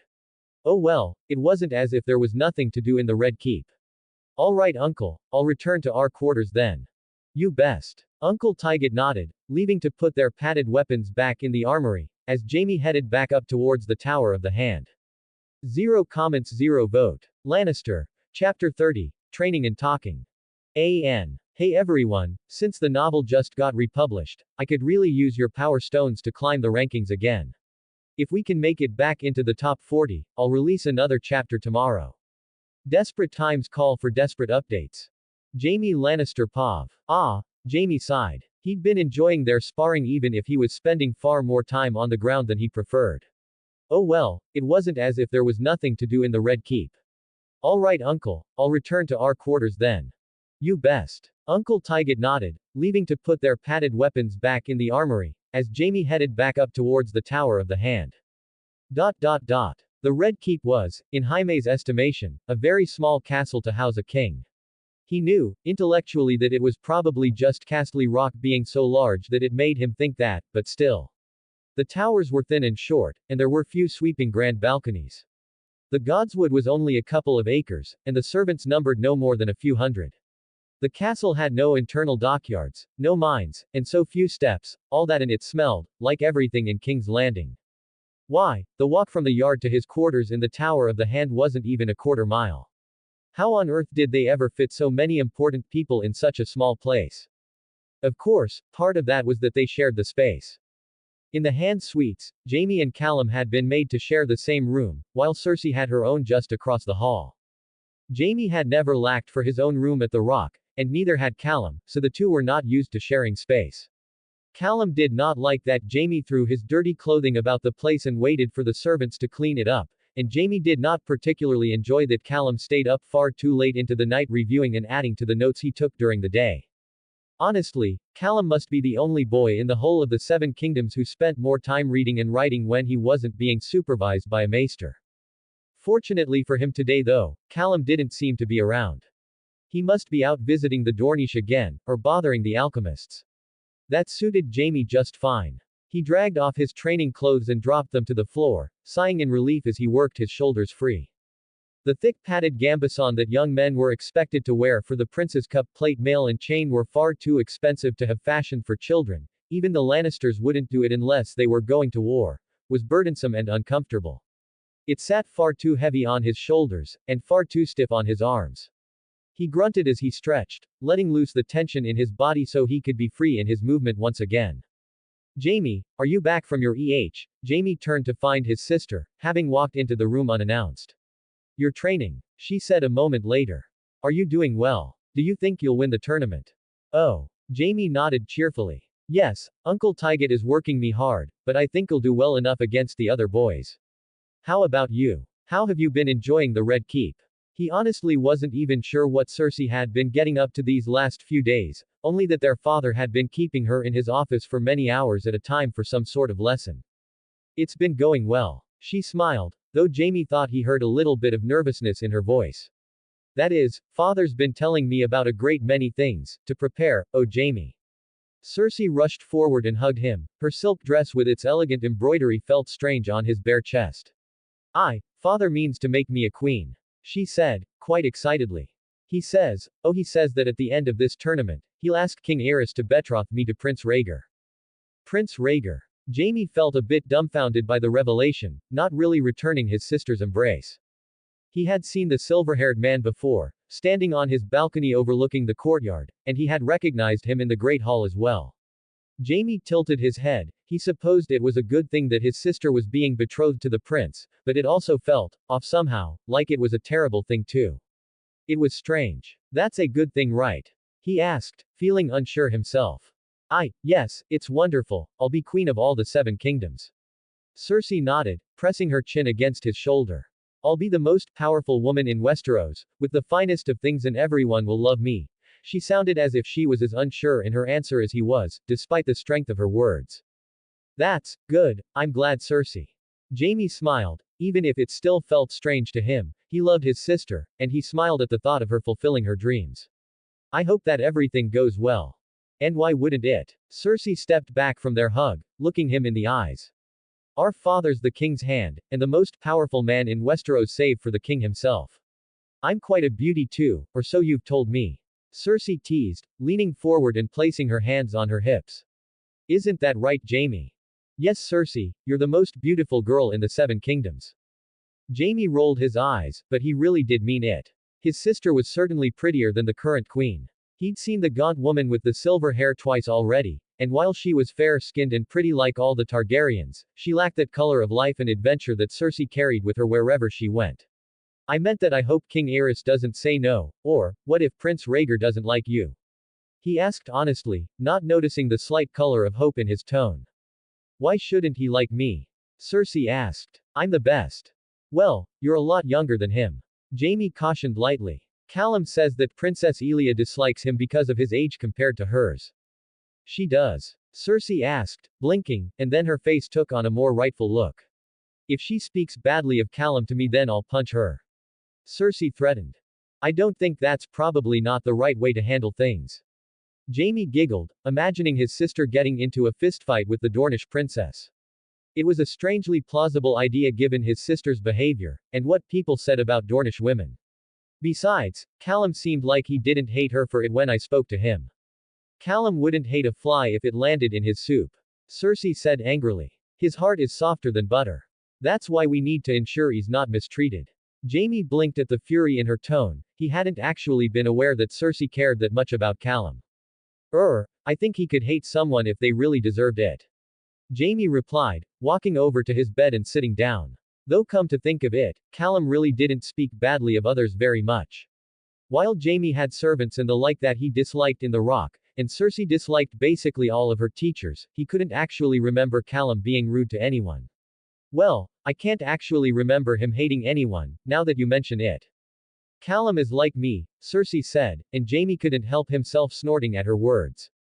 I've thought the same thing before, he admitted, though they were also so different, it amused him. Really? Cersei asked, her eyes widening, before she nodded hurriedly. You understand, right? He has a woman's heart like I have a man's. We were born wrong. Jaime blinked. That wasn't exactly what he had been thinking. I meant that he was just doing things to keep father happy, Cersei. You know, he's told me that he doesn't even want to be a knight. He's just doing it because he should. Jaime scratched his head. I don't know anything about this heart of a woman business. He gave her a smile. And I don't think there's a single thing wrong with you. TCH, Jaime. She punched him in the shoulder but reflected his grin. But it's obvious when you think about it. What kind of man doesn't want to be a knight? She asked, her eyes focused as she leaned in, like it was some great conspiracy. And I love sword fighting, just as much as you do, way more than Callum does. If I were a boy, I would want to become a knight even more than you. Jaime very much doubted that anyone could want to be a knight more than he did, but maybe Cersei could manage about the same. They were twins after all. He supposed she was making a bit of sense. Still, I think there's a bit more to being a man or a woman than whether someone wants to be a knight. It's everything else too. Cersei insisted. She'd clearly given this far more thought than Jaime had any intention of ever doing. What business of it was his whether someone had the heart of a woman or a man? He's so quiet and demure when we're with father, you wouldn't even know he's there until father calls out for him. It's the same at dinner, we might be yelling at each other about some silly thing, but he's quiet as a mouse. Cersei continued brightly. He spends all his time reading books in the castle and he loves it, and when he goes into the city with Sir Ilan, who does he visit but Septas of all people? Cersei nodded her head vigorously as if her argument was utterly irrefutable, and Jaime decided it might as well be. Cersei had always been better at arguing than him, so it wasn't as if he could contradict her. Our souls must have been mismatched in mother's womb. I was clearly supposed to be a boy and he was supposed to be a girl. Whatever you say, Cersei, I like you perfectly well as a girl, Jaime smirked, especially when he saw that she blushed slightly at his compliment, right before she pouted and punched him in the arm again. That's easy for you to say, Jaime. She smirked right back. You were born with the right heart for your body. Cersei nodded. Well, I should be born with a man's heart than a woman's anyway since it means I take after father. No one else in the Seven Kingdoms can say as much. She grinned now. Certainly not you, Jaime. If by taking after father you mean being grumpy. Jaime replied teasingly, then I'll leave you to it. PSSH. Cersei giggled, waving him off. I'll not hear your slander. I'm famously sociable. His sister's words had no heat in them as she turned to walk towards the door. I've a tea party with Queen Rhaella this evening, I'll have you know. Oh, very good then. Jaime chuckled, waving his sister out the door. Remember that she's Prince Rhaegar's mother, if you want to marry him she has to like you too. Don't be too grumpy. Oh piss off, Jaime, Cersei replied in annoyance, walking back across the hall to her own room and shutting the door behind her. Jaime could only smile as she left. Having a sister like Cersei was exhausting at times, and embarrassing at others, particularly when he had to wear her clothes, but all the same, he wouldn't trade her out for anyone else. Come to think of it, that was true for everyone in his family. If he had his way, Jaime Lannister wouldn't change a thing. 0 comments 0 vote. Lannister. Chapter 31. Book Review. AN. Even though we didn't hit the goal, this chapter is thanks to all of you for the amazing support. I also to cover up for some slightly not so great news, my exams are coming up. Because of that, I won't be releasing chapters as frequently for a long time. I'll be switching to an updated schedule, 1 chapter every 3 days just like with my older FIC. This way, I can work on the story more freely without rushing and keep the quality up. Really appreciate all the support, and sorry for always asking for power stones like a slightly desperate NPC. I just really want to see this story make it into the top 25. It'd be a huge boost and kind of a personal win for me as a writer. Grand Maester Pycelle Pav. His chains sat heavy on his neck, all wrapping into each other and interlocking across his torso. They ran down from about his neck to the base of his breast, sitting over his blue velvet robe in a cast necklace that displayed his academic status. He felt its weight more every day as he got older. Not that he was ancient yet. He was only 60 and in good condition, but it wasn't as if he lived an especially active lifestyle either. Aside from his carnal pursuits, there wasn't much opportunity for the Grand Master to stay fit. Are you paying attention, Grand Maester? Pycelle looked up tiredly. His eyes finding the rather ornery and paranoid Lord Simon Staunton, the Master of Laws, and perhaps the most aggravating man on the small council. Yes, what were we discussing again? He asked, not having to make a show of his utter boredom. He simply did not care what this man thought of him. Something to do with tariffs, I believe. He could almost see steam rising from Lord Simon's ears as the man grit his teeth. Yes, Grand Maester, I was discussing the need to raise tariffs at the docks here in King's Landing to secure the funding for this tourney. Ah, yes, well why not just do it then? Pycelle asked, keeping his expression placid while the man in front of him grew ever more red in the face. Grand Maester, I came here to ask you to support it. I cannot simply change it unless the small council. Ah, yes, I see, Pycelle strokes his beard, cutting the man off. Yes, I see, he said, blinking in elaborate fashion. So you want to raise tariffs? The brief moment of relief almost saw the Grand Maester burst out laughing, especially when the implications of his words finally caught up to the man and his face turned even madder than before. I shan't waste any more of your time. The man said, angrily standing up, his hands pressed to Pycelle's desk and a glare in his eyes. He sneered at the old man, before turning and marching out of his study, slamming the door angrily behind him. Pycelle smiled at his back as he left, the facade of the doddering old fool melting away as soon as the door was shut. Oh, how he did enjoy that. Lord Simond was perhaps the least competent master of laws that Pycelle had ever had the displeasure of working with.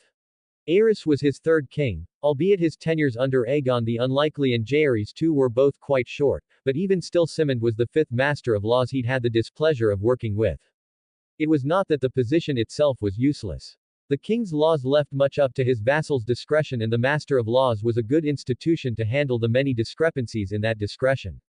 No, the issue was that the Master of Laws was, and for a long time had been, a position used mostly to reward friends, suck-ups, and toadies for the kings of Westeros. It was simple to understand why. The position required no true background in any form or sort of dealings.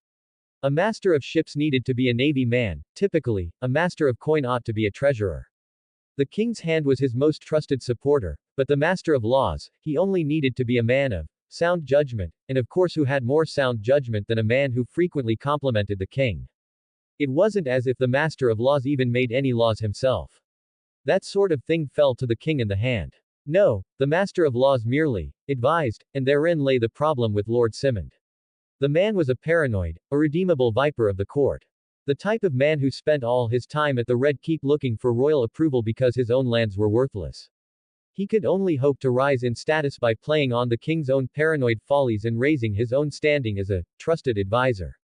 Trusted by Aerys perhaps, but only because he was so evidently non-threatening compared to anyone competent. No, Lord Simond delighted in getting in the way of the actual business of the small council on a regular basis. Whatever Lord Tywin would suggest, typically a well-thought-out and practical proposal, in Pycelle's opinion at the very least, Simond would argue against it in the small council, and because King Aerys feared Lord Tywin, he would often choose Lord Simond's less enlightened approach. This had resulted in multiple disputes with Crownsland lords, as well as a short-lived spat with Lord Steffan Baratheon that nearly ruined the king's otherwise good relationship with the man. It had been far too much effort paving over that mess. Fortunately, King Aerys' relationship with Lord Tywin seemed to be thawing recently, what with Prince Viserys' birth and the Pycelle was broken from his thoughts by a knocking at the door, and he blinked, slipping back into his doddering old man persona without a second thought. That is, yes, come in. He shouted. Wait, no, who is it first? The door swung open, and Pycelle smiled, his facade dropping away in a moment as he greeted the only man worth working for in this ugly city. Lord Tywin. He smiled genuinely. To what do I owe the pleasure this afternoon? Hello, Pycelle, Tywin said curtly, shutting the door behind him. I saw Lord Simond storming down the hall. I assume that was your doing. He's attempting to circumvent you to raise tariffs on King's Landing again. Pycelle nodded, not wasting any time conveying the essential information. He was attempting to rally my support on the small council. I suspect he will speak to Lord Carleton and Lord Lucerys as well. Let him. Carleton is not a fool about such matters. Tywin spoke derisively, and I doubt that the Velaryon cares about such things. There will be no increase for frivolous reasons. He paused. I have something else I wish to speak to you about today, Grand Maester. I am at your service. Pycelle bobbed his head. Tywin, being the man he was, wasted no time. Pulling a heavy book from his satchel, he dropped it onto the desk. You've 5 brass chains and 8 copper ones, the king's hand said shortly. You have a good understanding of history and a sharp mind for laws. I want you to review this text and tell me what you think. A book. Pycelle picked it up, glancing at the cover in curiosity. It was not often that Lord Tywin came to him with books. Much more frequently it was ledgers, and charts, and intelligence reports. Authority and Law in the Seven Kingdoms, by Callum Lannister. Your son wrote this. Your 8-year-old son. Pycelle left the last part unsaid and instead flipped open the cover. Callum is a very intelligent boy, Tywin said, and Pycelle could hear the pride in his voice. Lord Tywin did not speak of his second son often, more frequently he mentioned young Jaime. Pycelle recalled that the boy had been able to speak and learned his letters early, but that was about the last thing he'd heard of Callum Lannister. As he read through the introduction, he had to admit he wished he'd heard more. This is not the writing style of a child, he said carefully. I find myself intrigued, Lord Tywin. You are sure that your son wrote this? He does credit one Maester Eomund, who I believe has a few brass chains himself. I've confirmed it with Eomund personally. Callum was the primary author, he only consulted with Eomund on various historical facts. Tywin said, coolly. Knowing the boy, he's likely using Eomund's name for the sake of earning credibility. Pycelle raised an eyebrow, looking up from the book and meeting Lord Tywin's intense green gaze, before glancing back down at the contents. I see. Well, I will certainly review it if you believe this is worth my time, Pycelle said, not entirely convinced that a child of that age could feasibly write such a political treatise, but also knowing better than to argue with the lion. The Lord Temper system I've implemented in the Westerlands. It was Callum's suggestion. Tywin said, obviously seeing through Pycelle's disbelief. It needed some small refinements, but it has already made great steps towards centralizing my authority in the Westerlands. My incomes have expanded to now exceed that of all my vassals combined. Tywin leaned forward. He made that suggestion when he was 6. Forgive me for taking his work seriously. Yes, of course, my lord. Pycelle bowed his head, chastised, though still not entirely confident that the boy wasn't just acting as a mouthpiece for someone else. I will review it thoroughly. Good, Tywin said. I've read it. I want you to read it, and tell me what you think, which aspects are feasible and which are not. I've already formed my opinions, but I would hear your academic understanding of the sources he draws upon and their history of success or failure. I do not have time to dig through SOC tomes and records myself. Pycelle nodded. That suited him well. A few days of reading and a few weeks of research would soothe his old academic heart. I will do as you ask and provide you with my report, he said calmly. See that you do. Callum has spent a great deal of time and effort crafting his ideas, but he is also too clever to trust at times. Tywin spoke with a small smile. I did not realize until 6 months ago that he created the entire Lord Temper concept to ensure himself a position of authority after he comes of age. A boy of 6 already maneuvering to secure a future holding. Tywin frowned. Not that his other reasons weren't true, I'm sure, but he never spoke to me of that one. Find whatever truths he's distorting to make his arguments more sound, and if he has any similar motivations, I would weigh them in my own thoughts. Pycelle nodded. It will be as you say, Lord Tywin. Good. Tywin nodded, standing up and leaving. I'll expect your report in a fortnight. Pycelle watched the man leave, off to whatever the next task for him was, and he couldn't help but feel a small pang of jealousy. Some men were born with intelligence, and some were born with power, but rarely were both matched as cleanly as with Lord Tywin. Now if his son was indeed intelligent as he said, then Tywin was triply blessed. Then again, he is a second son, Pycelle reconsidered as he flipped open the book once again, to a section at the beginning detailing the coining of a new phrase, feudalism, a term the author, child or not, used to define the system of governance in Westeros. As Pycelle continued to read, his estimation of the author only grew higher. No, rather than Tywin being lucky, perhaps it was Pycelle who was unlucky, simply because there was no way that Lord Tywin would let Pycelle recruit his second son to the Citadel. Lannister. Chapter 32. Red Keep. Elia Martell Pav. Elia fixed her hair tightly into place with a pin, long straight, and black. She thought it looked pretty enough in a neat bun, and together with her fanciest dress, she looked fine enough to meet the king. Which was good because that was exactly what she was going to do. King Aerys had invited the families of all the great lords of the realm, who were currently at King's Landing, to join him in a great feast the evening before the tournament started. Doran, she shouted, staring at herself in the mirror, looking to see if she could spot any remaining imperfections. How much longer do we have before we need to leave? Well, it's probably already started, but we don't want to be the first ones to arrive either. Elia nearly jumped as her brother spoke from the door, though she was able to steady herself on her chair. No need to shout though. Don't do that. Elia snapped, shaking her head and standing up. Do you think this is fine enough? She wore an emerald green dress with white Myrish lace and a silver necklace about her throat. The dress was high-cut and conservative, but only so that its tight back binding could make the most of her small bosom, giving an illusion of size that wasn't truly there. About her torso, there was a stiff frame that kept her back straight and her chin high, and the thin contours took advantage of her slender belly to lead the eye up or down as the viewer pleased. The fabric of the dress itself was silk, though the Myrish lace was cotton where it protruded bright white around her collar and her cuffs. In comparison to her torso, the fabric of the skirt was loose and hung off of her behind like a waterfall down to her ankles. It was a fine thing, and well made by the tailors of Sunspear. Yes, it's fine enough, you don't need to put on every piece of jewelry in your travel trunk. Doran chuckled. He himself was wearing an orange doublet over a black silk shirt and leggings. The badge of House Martell sat on his left breast and it was clear that he was acting in a more official capacity than Elia. Then let's go, Elia said, nodding to him, and he acquiesced, taking her arm and guiding her out to the waiting wheelhouse. She appreciated her brother's care helping her up into the cabin, and soon they were on their way to the Red Keep, along with what seemed like every lord in Westeros. When they finally arrived at the keep, the gatehouse to the great courtyard was jammed up with some 24 wheelhouses, and Elia could only roll her eyes as they were all forced to stop and wait. Too many guests I suppose, can't be that uncommon in the Red Keep. Doran japed as they sat together. Oh, can't it? Elia asked. I doubt many truly want to come to King's Landing, what with the smell. You'd be surprised, Elia. Doran corrected, still cheerful. Men are drawn to power like rats are drawn to cheese. Women too, but that's less common in these uncivilized kingdoms. She snorted at his words, though they were true, and peeped out of her window again, seeing that the logjam had not moved an inch. I say we get out and walk, she said, frowning. This is a waste of all of our time. It's not as if it doesn't give us an excuse to be late though. Doran said cheerfully, but if you'd like to get there faster, then walk we shall.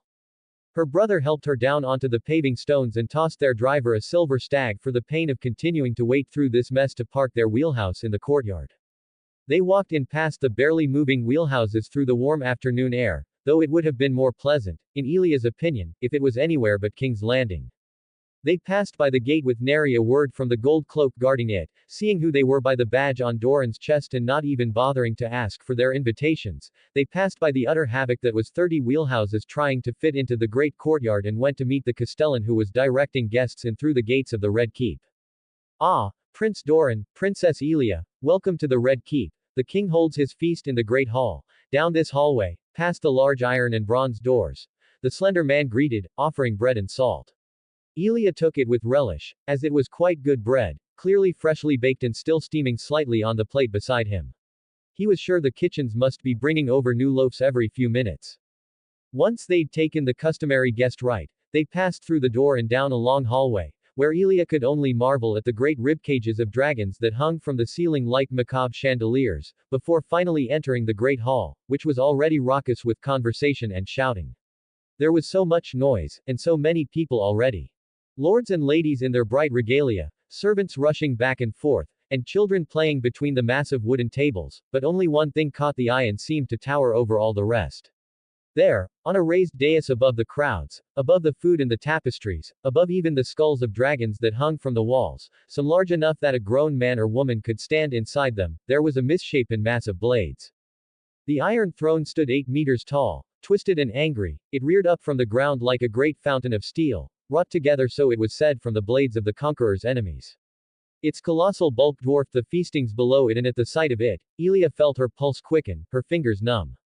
Terrifying, it was terrifying. She had heard of it, but she had not seen it, and now it frightened her.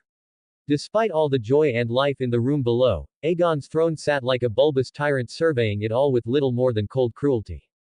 Elia was not one to believe in old wives' tales, but if magic was true as they said in Essos, then she had no doubt there was magic in that throne.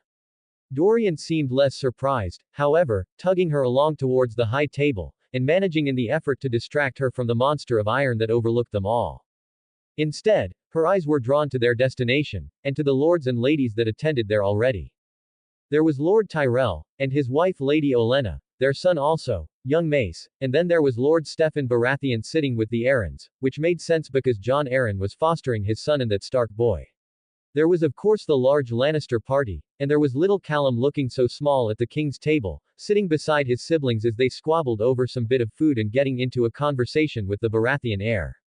At the head of the table, obviously, there were the Targaryens themselves, a riot of black and red clothing and hair of silver and gold. They all looked quite alike to each other, particularly the king and his wife.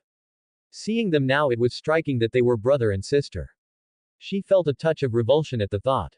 Elia certainly couldn't imagine marrying either Doran or a baron. Much as she found her marriage to Callum unpleasant, it would still be by far preferable to marrying her siblings. Doran steered them near to the Lannisters, and she saw him match eyes with Lord Tywin, who was busy carving slices off of a roasted boar's head rather vigorously. Tywin with but a brief motion of his hands sent his brothers moving to find chairs further down the table, giving Elia and Doran fine seats between the royal family and Lord Tywin himself.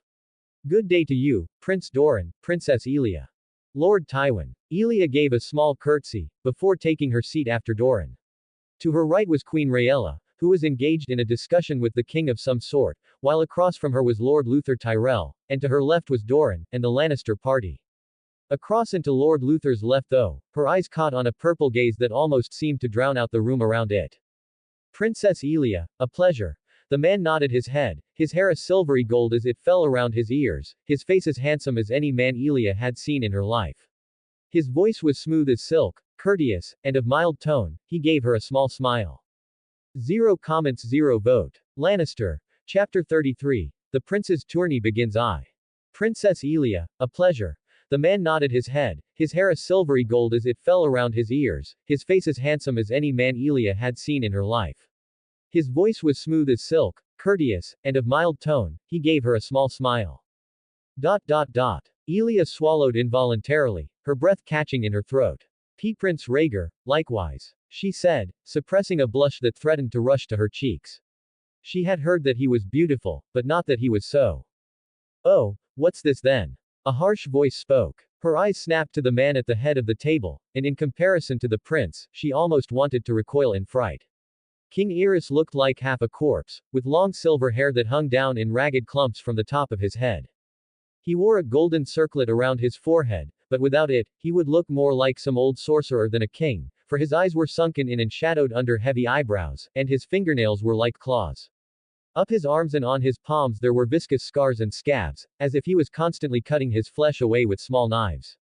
His voice was like gravel being poured from a bucket. Oh, the Martell party, I see. His lips seemed to be nearly a sneer.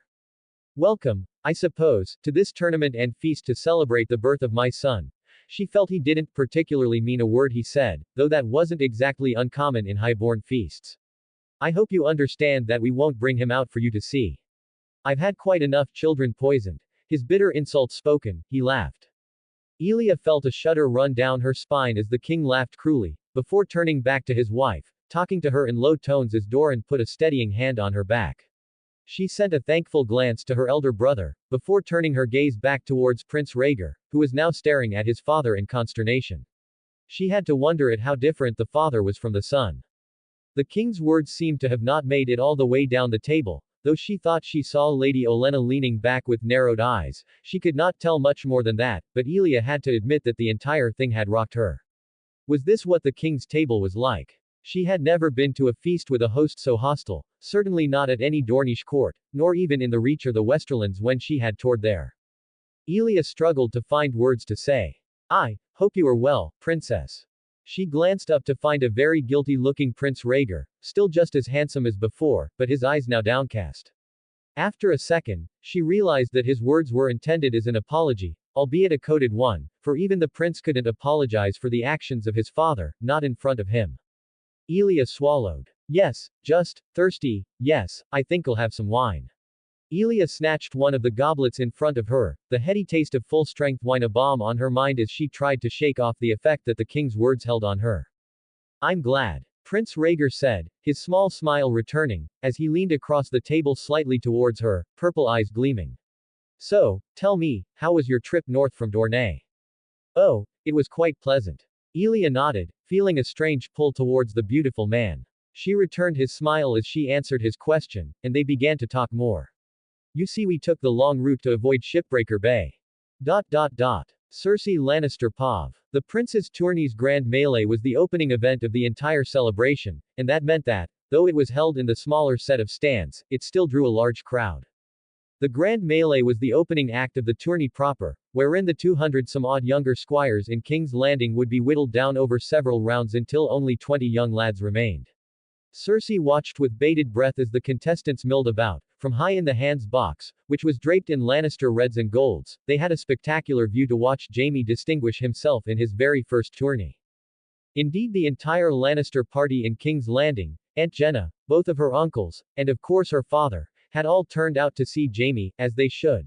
Though Callum and her had been pushed off to one side of the box to make room for all the adults on the main railing. Can you see Jaime? Her younger brother asked beside her, holding himself up on his toes to look down at the melee below. He should be in that doublet I saw him in earlier. Cersei scanned the field but found no sign of her brother either, though there were quite a few boys in similar colors. It wasn't as if House Lannister was the only house that wore red.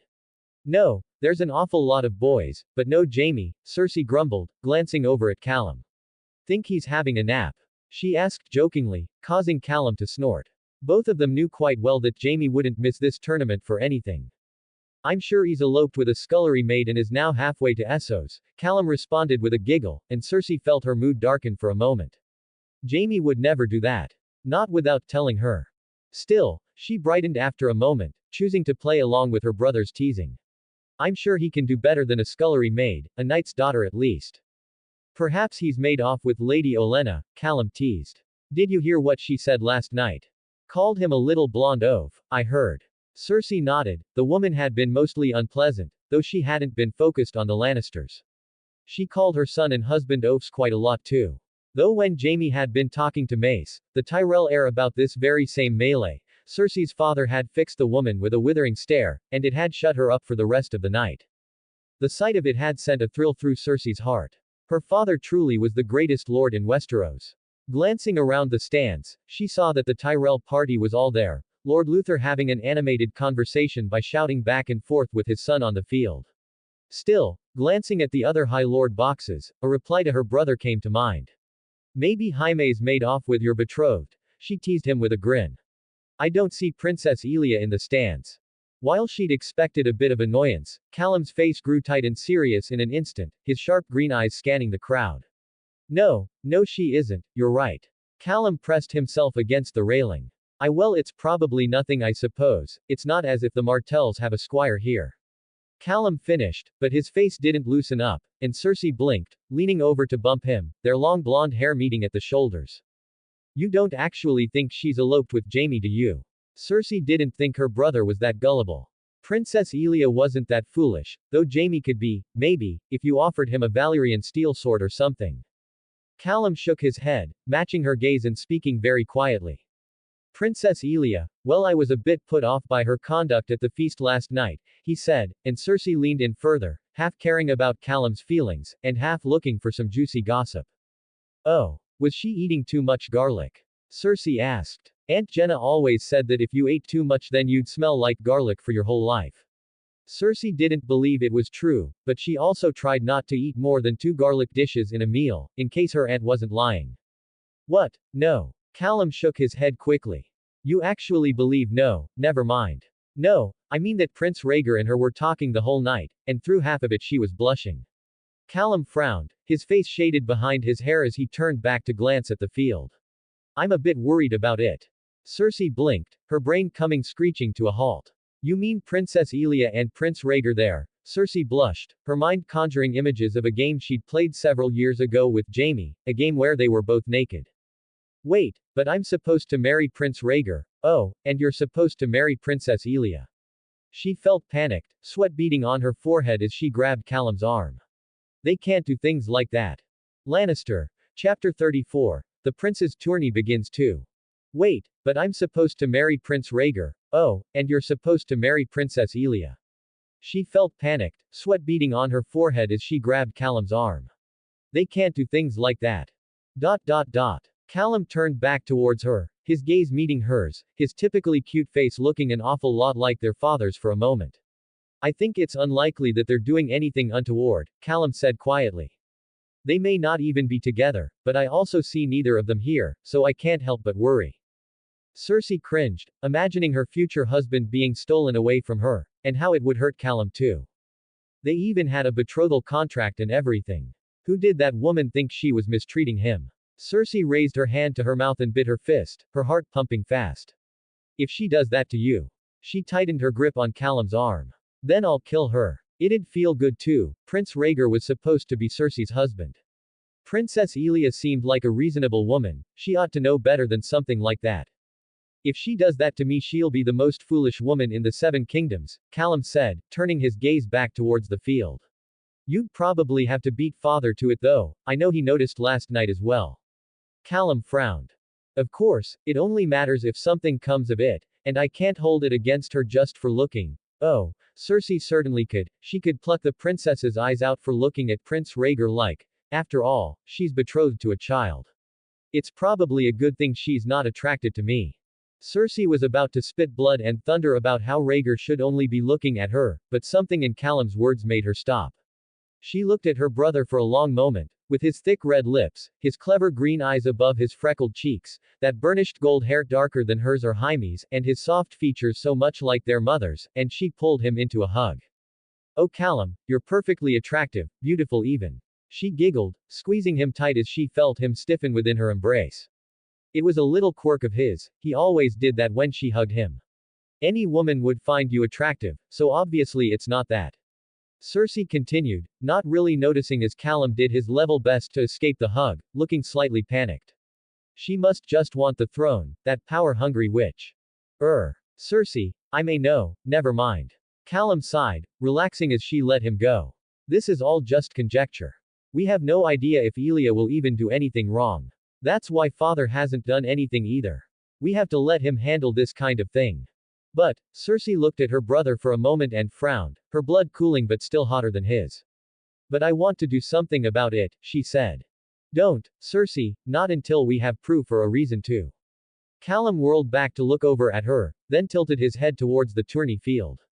"Besides, they're starting, don't you want to watch Jaime win?" Cersei started, but then stopped, closing her mouth. "Fine," she said, moving up beside Callum on the railing to watch the melee start. All the young squires were being sent to the edges of the field while Sir Barristan Selmy started up on a big speech about honorable conduct and decency, but Cersei couldn't squash the squirming urge in her heart to go find Princess Elia and find out what was really going on. Was her brother's betrothed really trying to steal Prince Rhaegar from her? Was she plotting with her family against House Lannister? The more she thought about it, the more she began to worry, fidgeting back and forth as she waited for the stupid boring speech to finish already. Was Princess Elia just taking advantage of her brother's forgiving personality? Perhaps she had sensed his womanly heart when he'd gone to see her a week prior and decided to take it as an opportunity. She'd heard rumors that Dornishwomen played that sort of trick, marrying men whom they didn't love just to sleep with all of their friends. She couldn't imagine poor little Callum trapped in a marriage like that. He probably wouldn't even beat her for it, so soft was his heart. Cersei glanced over at her little brother and felt the urge once again to hold him tight. She would make sure that nothing like that happened to him. He might be forgiving, but Cersei would take action.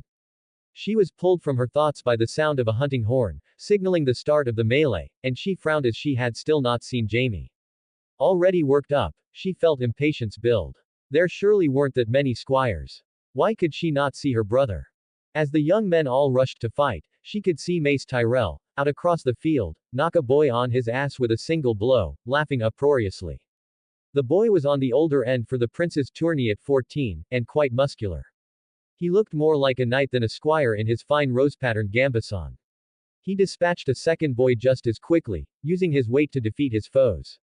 While the other young men squabbled and battered at each other with padded swords, there was a bit of a hubbub across the field, as a young boy wearing a long cloak with the hood up took another lad off his feet with a single sweep of the blade, before returning to, "That's Jaime," Cersei said excitedly, bouncing up and down.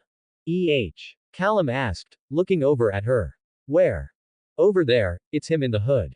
See how he moves," Cersei pointed out. It was self-evident that it was Jaime, because she moved the exact same way, and knew every strike he delivered to the other brats around him, cutting through them like a scythe through wheat. "How he moves?" Callum questioned, and she could hear the confusion in his voice. "Of course, you wouldn't get it," Cersei snorted. Naturally, Callum couldn't understand anything when it came to martial pursuits. "You're basically a girl when it comes to swords." Hey. Callum protested. "No, I'm not. I just started training late. Jaime was already better than you when he was 8. Cersei caught herself just in time. It was possible that Callum knew about her pretending to be Jaime, but she didn't know for sure. Callum blinked and then frowned, and Cersei knew she'd caught him dead to rights. "That's not fair," he grumbled. "Jaime's special, look at him go." And go he did. The hooded boy knocked over boys bigger than him by stepping around them and taking advantage of their thrusts, whacking them around their backs with his padded blade. Cersei felt elation run through her as she caught a flash of his golden hair under the hood, caught a glimpse of his emerald eyes glancing up at their box. She felt doubly elated when she realized why he was doing it. He's showing off, Cersei said eagerly. "When the trumpet sounds he'll throw that cloak off and..." Cersei blinked as the trumpet did in fact sound, just as she finished speaking. That's the end of the first round, only 100 or so boys are left. One of the men set to riling up the crowd shouted, and, in a dashing display of daring, her Jaime spun about near the center of the tourney field, throwing his heavy cloak off to the side and revealing his proud Lannister colors, having taken down no less than 6 other boys, mostly older than him. At once there was a great cheer from the crowd, and of course, Cersei was cheering loudest of all. Well, loudest save perhaps Aunt Jenna, who was whooping and hollering and pumping her fist. Beside her, Callum giggled as he clapped, shaking his head. That's so cheesy, he said to himself, but Cersei heard it. She wondered what exactly Jaime's victory had to do with cheese, but since he was clapping too it must be a good thing. Probably some strangeness of Callum. She reached over and patted her little brother's head, grinning broadly as she waved to Jaime with her other hand. If this was what they were like, then Cersei Lannister decided that she loved tourneys. Lannister. Chapter 35. A Lonely Heart. Doran Martell Pav. Doran Martell was not enjoying King's Landing very much. His mother was 800 miles away dying of some sickness the maesters couldn't identify, the king was actively hostile and insulting to House Martell, and now Elia had gone and done something incredibly foolish, jeopardizing the only solid alliance House Martell was building outside of Dorne. Sitting across from him on a cushion, she looked contrite, but where was that last night? You had to have known how foolish it was, Doran said, his frown evident. By the 7 Elia, Tywin Lannister was right there. Sitting next to me. He looked like he wanted to strangle you. I didn't think, Elia said, looking down. I didn't do anything improper with Prince Rhaegar, she said, sniffling slightly, but Doran wasn't having it. He loved his sister dearly, but this foolishness could have cost them so much, far too much for him to take her apologies and move on. I know that. You know that. But rumors will spread anyway because you spent the entire feast staring deeply into each other's eyes. Doran was venting mostly, but that was only right. I had to glue myself to your side for the rest of the feast just so that we have a clear alibi, but even that won't stop the rumors. Do you know how Tywin Lannister reacts when he's insulted? Do you know what he does to his enemies? Ask any mummer in the 7 Kingdoms, they all know his damn song. Doran rested his face on his hand, shaking his head. This is a mess. Yes, it is a mess. Elia curled up into herself on the chair. I'm sorry, Doran, I don't know what else to say. In the moment it just felt so right. Rhaegar is, I've never seen a man prettier than him, and he's charming and well-spoken and, Doran watched as Elia pulled into herself further. And he's not a child, you know. Is that what this was about, Elia? Doran asked, slumping into a chair of his own. That you want a man. You could have picked a less obvious one at least. Doran said, sighing, and not at a feast in the Red Keep of all places. No. Elia yelled, shaking her head as she looked up at Doran desperately, causing a pang of guilt to form for the way he was laying into her. No, it's not just I'm not some woman who'll jump on the cock of the first man I see, Doran. Tears formed in her eyes. It's just he's everything. Everything I would have wanted, can't you see? He's a man, yes, and the heir of the 7 Kingdoms. He's charming and handsome and martial and brave. It's not just he's perfect, Doran, I could not imagine a man more desirable. Elia said, sobbing by the end of it. Can you blame me for desiring the jewel placed before my face, brother? Can you tell me not to want the fairest apple on the tree? She wiped her sleeve across her eyes, looking back up at him. I have nothing against House Lannister, and I did not mean to dishonor them, least of all Callum, but their honor was not what filled my mind. No, it was the pit in my heart that I wished to fill. The sweet poison dream Prince Rhaegar offers is to make me whole and damn the rest. Elia petered off, her voice losing its tempo. Doran, I know it's selfish, I know that the betrothal is better for our house, better for mother, but I cannot help but dream of what is better for me. House Lannister's gold may fill our pockets, but a child could never fill my heart. Doran sighed, he could hear the pain in his sister's voice, the longing that she felt was real, he had no doubt, as was the pain. Perhaps it would have been better if she had never agreed to be betrothed to Callum Lannister when she visited the Rock with a baron and mother, but that ship had long since passed now. The betrothal was a fact of reality, and whatever there might be to gain by breaking it could never be worth the wrath that Tywin Lannister would pay back upon them tenfold. That man was the most dangerous in the 7 Kingdoms, and though House Martell was as old and storied as the Lannisters, there was a great gulf between the average Lannister and the lion that now sat on the 7 Kingdoms at large. I understand how you feel. Doran lied, he doubted that he could ever understand quite the situation Elia was in, but he pressed on anyway. The truth was, she had no choice. He would lock her up in her room for the rest of the tourney and then take her back to Dornay if he had to. There was too much at stake to allow her lonely heart to run wild. But, I want you to promise me you will act no more on this longing of yours, that you will avoid speaking to, interacting with, or even looking at Prince Rhaegar from this moment forward. Doran pressed his fingers against his nose. It will be hard enough, paving this over with Lord Tywin, any further sign of impropriety and I doubt he'll believe you mean to be faithful to his son. He might already be impossible to convince. Doran kept to himself. Yes, I know, Doran, I know. The consequences have been clear to me since we left the feast last night, Elia said, rubbing at her eyes. It was only in the moment that I was overcome by my heart, the mind is writing it now. The woman looked down. I hope that Callum did not notice, or that he did not understand. I don't want him to hate me.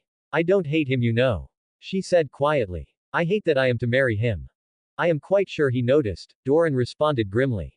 Whether he could understand I cannot say, but everyone noticed, even young Mace Tyrell I think. You would know if you'd looked away from Rhaegar once or twice. I see, Elia said. I won't look at Rhaegar again, Doran, she said, and Doran felt a weight slip off his shoulders, thanking the seven that his sister saw reason in the end. I do not think I could face Mother if I ruined a betrothal she signed. To Lady Joanna's son no less. I don't want to bring her such news in these days. Whatever motivates you to avoid further impropriety, I don't really care, Doran said, though he softened his tone as he continued. But thank you, Elia, I know your heart aches with this. It does, she nodded quietly. It does. Well, Doran said, we're late to the prince's tourney, if you still want to attend, there ought to be a few rounds left. He knew that his sister did in fact love tourneys, she was always in the stands when any were held in Sunspear, or even by neighboring houses. It was perhaps her favorite way to spend a day out. Yes, I suppose I'd like to. Elia didn't seem much cheered up. But, what if Rhaegar is there? Then don't look at him, look at the field, it's a tourney, Doran said, shaking his head. Get over him, silence your heart, and think of Mother if you must. All right. Elia nodded, standing up. I'll keep to my word, brother. She gave him a stiff nod and Doran smiled. There was the Elia he was looking for, the one that was second in line to the throne of Dornay, behind only him. Her back was straight, and her face determined. She looked just like Mother. Good. Doran nodded. Let's go. One short ride later they found their way to House Myrtle's box in the tourney stands, each of the great lordly houses in attendance, except the Lannisters, who were in the Hands box, had rented out one of the upper viewing platforms to watch the tourney. And while not all were in attendance for the prince's tourney, there was now at least one or two people in each box. Across the stands, Doran saw Lord Tywin's eyes snap to glare at him, and all Doran could do was frown and give the man a short nod, making clear that he understood just how thin the ice they were walking on was now. Lord Tywin continued his glare for a moment, and Doran felt sweat trickle down his back, but the Lord of the Westerlands eventually nodded, ever so slightly, and Doran sighed in relief. They had not yet made an enemy of House Lannister. The situation was still salvageable. He glanced down towards the field instead, pulling his hair back. Oh, he smiled. Is that Jaime Lannister down there? Doran had thought he was a bit young to be in the prince's tourney, but from the way he was currently fighting two boys larger than himself and winning, that was not a worry for him, or for his family. Yes, Elia said behind him, her eyes fixed downward and pointedly not at anyone in the stands. He's doing quite well, she murmured, and Doran couldn't help but agree, as the boy next to the Lannister heir went charging in towards him like a wild bull, trying to tackle him over the fence of the tourney field and out of bounds.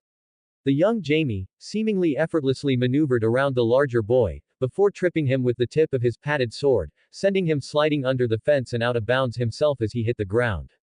The action drew a large cheer from the crowd, and it was obvious that the young Lannister was one of the favorites to win, along with Mace Tyrell on the other side of the arena, who was busy stomping his way through the competition in a far more conventional manner, almost casually batting aside the padded sword of the squire he was fighting, actually on closer inspection that was Anders Euronwood he was smacking about.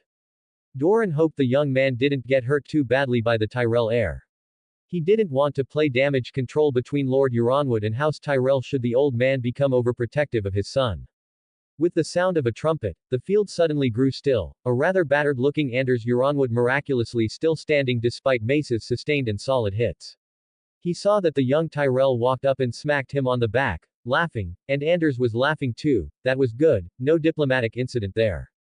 Sir Barristan Selmy, who seemed to be playing the role of supervisor for the prince's tourney, announced that they were down to the last 20 squires, and now would be taking an intermission for lunch before the final melee. The remaining boys would be allowed to rest until the sun was down a bit from its apex, and then they would be set against each other to determine the ultimate winner of this tourney. Glancing around, Doran could only be thankful that Prince Rhaegar seemed to have sat this one out, mercifully saving him from any further drama on that front. He smiled, turning to Elia, only to find her eyes fixed across the stadium. He felt panic shoot up his spine, tracing her gaze with his eyes, but sagged in relief as it was the hands box she was staring at, not the silver-haired prince, but rather her actual betrothed. The distant golden-haired figure peeking over the railing was either Callum or Cersei Lannister, but probably Callum, and that meant the boy had probably understood what Elia had done at the feast last night after all. He was staring at her sharply from all the way across the field. Oh well. Doran shrugged, deciding that part wasn't his job. Doran could deal with Lord Tywin, probably, but Elia was going to have to explain herself to her betrothed without his help. Some things, it just wasn't his place to get in the way of. Lannister. Chapter 36, The Method of Victory. Jaime Lannister Pav. Jaime Lannister was having the best day of his life. The adoration of the crowd, the grin on his father's face as he ripped through the competition with ease, the frantic waving and cheering from Cersei and Aunt Jenna, the sweat, the blood pumping in his ears, the taste of victory after victory. This, Jaime felt deeply in his heart, was where he was meant to be. In the thick of the fighting surrounded by glory. It was a vindication of his teacher's words, that he really was a natural talent, that amongst all of these other boys, all fighting their hardest, it was him that was the best. He was smiling like the sun by the time he made the top 20 and the tourney was halted for lunch. He was sweaty and muddy, and he'd been hit in the arm by a glancing blow early in the second round, but he had also knocked no less than 15 other boys out of the tournament, and he knew that all eyes were on him as they approached the finals. Most of all the eyes of his family. He raced over to the red and gold tent of the Lannisters and arrived to the smell of roasting meat and cheerful laughing, caught across his torso by Uncle Tyget's forearm. Hello there, Jaime. Jaime glanced up, finding a big smile on his uncle's face before he was suddenly pulled up off the ground onto his uncle's shoulders. You did well out there, lad. Uncle Tyget. Jaime laughed as his uncle carried him into the main chamber of the tent. Everyone was there, and they all looked up with smiles on their faces as he was carried in. It was like a scene out of a dream for the boy. Even his father had a small smile on his face there for Jaime, though it didn't last that long, as he was in the midst of a conversation with Callum by the side of the tent. Still, Jaime didn't let that slow him down, as Uncle Tyget let him off his shoulders and Auntie Jenna served him up a small plate of roasted beef and fresh white bread, telling him he couldn't have too much yet, but that there'd be more than enough for him when he won the whole tourney. He could tell she wasn't lying because a pair of servants were busy turning a whole boar on a spit in the fire pit at the center of the tent. Really, you did quite well, Jaime. Auntie Jenna smiled as she ruffled his hair. You've done us all proud with that showing, and at your first tournament too. She bobbed her head in excitement. You'll be one of the best knights in Westeros when you're grown, I'm sure. The best, if you train seriously. Uncle Tyget nodded, and Jaime beamed even as he stuffed bread into his face. Still, don't go thinking that you've got a guaranteed win on your hands, not yet. His mood fell slightly as he glanced up at the man. His face had returned to the stern countenance he expected from his martial uncle. Jaime swallowed down his food and tilted his head. Do you think Mace Tyrell will beat me, Uncle Tyget? Jaime would have had to have been a fool not to notice the other boy who had been ripping through the melee thus far. The lanky but powerfully muscular Tyrell heir had nearly a foot of height on him, and a great deal of reach. Moreover, his movements gave no doubt that he wasn't a slouch either. Nearly old enough to be in the king's tourney, Mace was one to watch. He was probably better than most hedge knights in a fight. He might. Tyget frowned. He might, but nothing sure in a melee. You might also be ganged up on by other boys and struck from behind while you focus on the one in front of you, or you might end up knocked to the ground by a tackle of a boy much larger than you who you didn't see coming. His uncle calmly listed the ways Jaime might fail. Thus far you've been doing well, keeping the momentum of the fight on your side and denying your opponents a chance to plan around your actions. It's what I told you to do this last week, but as the melee narrows down, the boys you're fighting have been getting more capable, am I wrong? Jaime shook his head. No, it had been easy enough to knock around a bunch of the boys at the start, but as the tourney had gone on, Jaime had been less and less able to just completely outmaneuver the boys around him. They're all much stronger now, either bigger or older, or better at fighting. Precisely, that's the nature of being a tourney knight, the closer you are to the top, the harder it gets. Tyget nodded shortly. You've already proven your skill and honored our house, so I won't lie and tell you you're likely to win, but if you play it clever, and take advantage of your foes now, you've got a chance. Tyget tapped the side of his head. Tell me, of the boys left now, which of them is the least impressive? Huh. Jamie blinked, thinking down the list of his fellow competitors. The Frey Bo no, it's the Fossaway one, he's not terrible, but he's ungainly with how he moves. His legs are bowed, he might spend too much time in a saddle. Tyget smiled proudly and nodded. If the prince's tourney had a joust I'd be worried, but that boy's only passable, he's lasted this long by picking his fights. His uncle leaned in. Now, tell me why that matters. Is it because I should take care of the weak opponents first, so I don't get struck from behind as you said? Jamie asked, thinking back on his uncle's words. Thin the field so I can give my opponents my complete focus. Close, but not quite. Tyget shook his head. Let me ask you a different question. If you saw another boy, say the Frey boy, Tytos, I think, in a duel with Mace Tyrell on the field, and they were both striking at each other and only each other, circling about and fighting to the side of the main scrum. Would you leap into it and strike young Mace in the back of the head with your sword while he was looking at Tytos? What? Jamie was affronted, almost dropping his beef, though he caught himself. No, of course not, that would be craven. Jamie couldn't imagine doing such a thing, not least in front of a tourney audience. He would be known as a blackguard for the rest of his life. Precisely. Uncle Tyget said. All those boys left, they're all proper noble sons, with education in duty and honor and all those same thoughts in your head right now. So tell me, would any of them strike you in the back if you were fighting the Fossaway boy? Jamie tilted his head. No, I suppose they wouldn't, but I could beat him in just a couple of blows, probably. I'd catch him up on his footwork. He could imagine it now. The young man couldn't hope to guard his feet if he took such uncontrolled steps to one side or the other. Jamie would catch him in the ankles and send him to the ground. Of course, you can beat him easily. Tyget said, the trick is that you shouldn't. Jaime's eyes widened as he started to catch on to what his uncle was saying. You should have a protracted fight instead, a flashy one, that makes both of you look good. You mean, toy with him? Jamie asked, unsure that he wanted to do something so cruel. Hold yourself back more like, the important part is simply that it takes a good while to resolve itself, Tyget said, putting a hand on Jaime's shoulder. Then, when the rest of the boys have fought and thrown each other about, and thinned their numbers in the scrum, defeat him properly, and you'll have dodged most of the really dangerous fighting, Tyget said. Remember, the best way to defeat a man is to defeat him in his mind, everything else follows after. Wouldn't that be cheating? Jamie asked, a bit shocked that his uncle would suggest such a thing, to let all the other boys fight in the scrum, while he practically sat on the sidelines toying with a weaker foe. It just seemed dishonorable, even if he wasn't doing anything necessarily wrong. His uncle, though, shook his head. Why do you think that in the proper melee, all the knights break up into pairs to fight things out in the later stages? Tyget smirked and patted Jamie on the head, before standing back up to his full height. The scrum is good fun for those who don't want to win, but even knights like Sir Arthur Dane and Sir Barristan Selmy will pair off into duels in the melee, lest they end up dog-piled under the weight of men trying to bring them down for the glory of it. Would you call Sir Selmy dishonorable? Of course not. Jamie said, shaking off his doubts. So then, I should stop the duel when the scrum is over. There's a clever lad. Uncle Tyget nodded. Now finish your beef, you'll want the strength when the trumpet sounds again. Jaime's uncle smirked, turned, and walked away. Jamie could only watch his big back move and nod.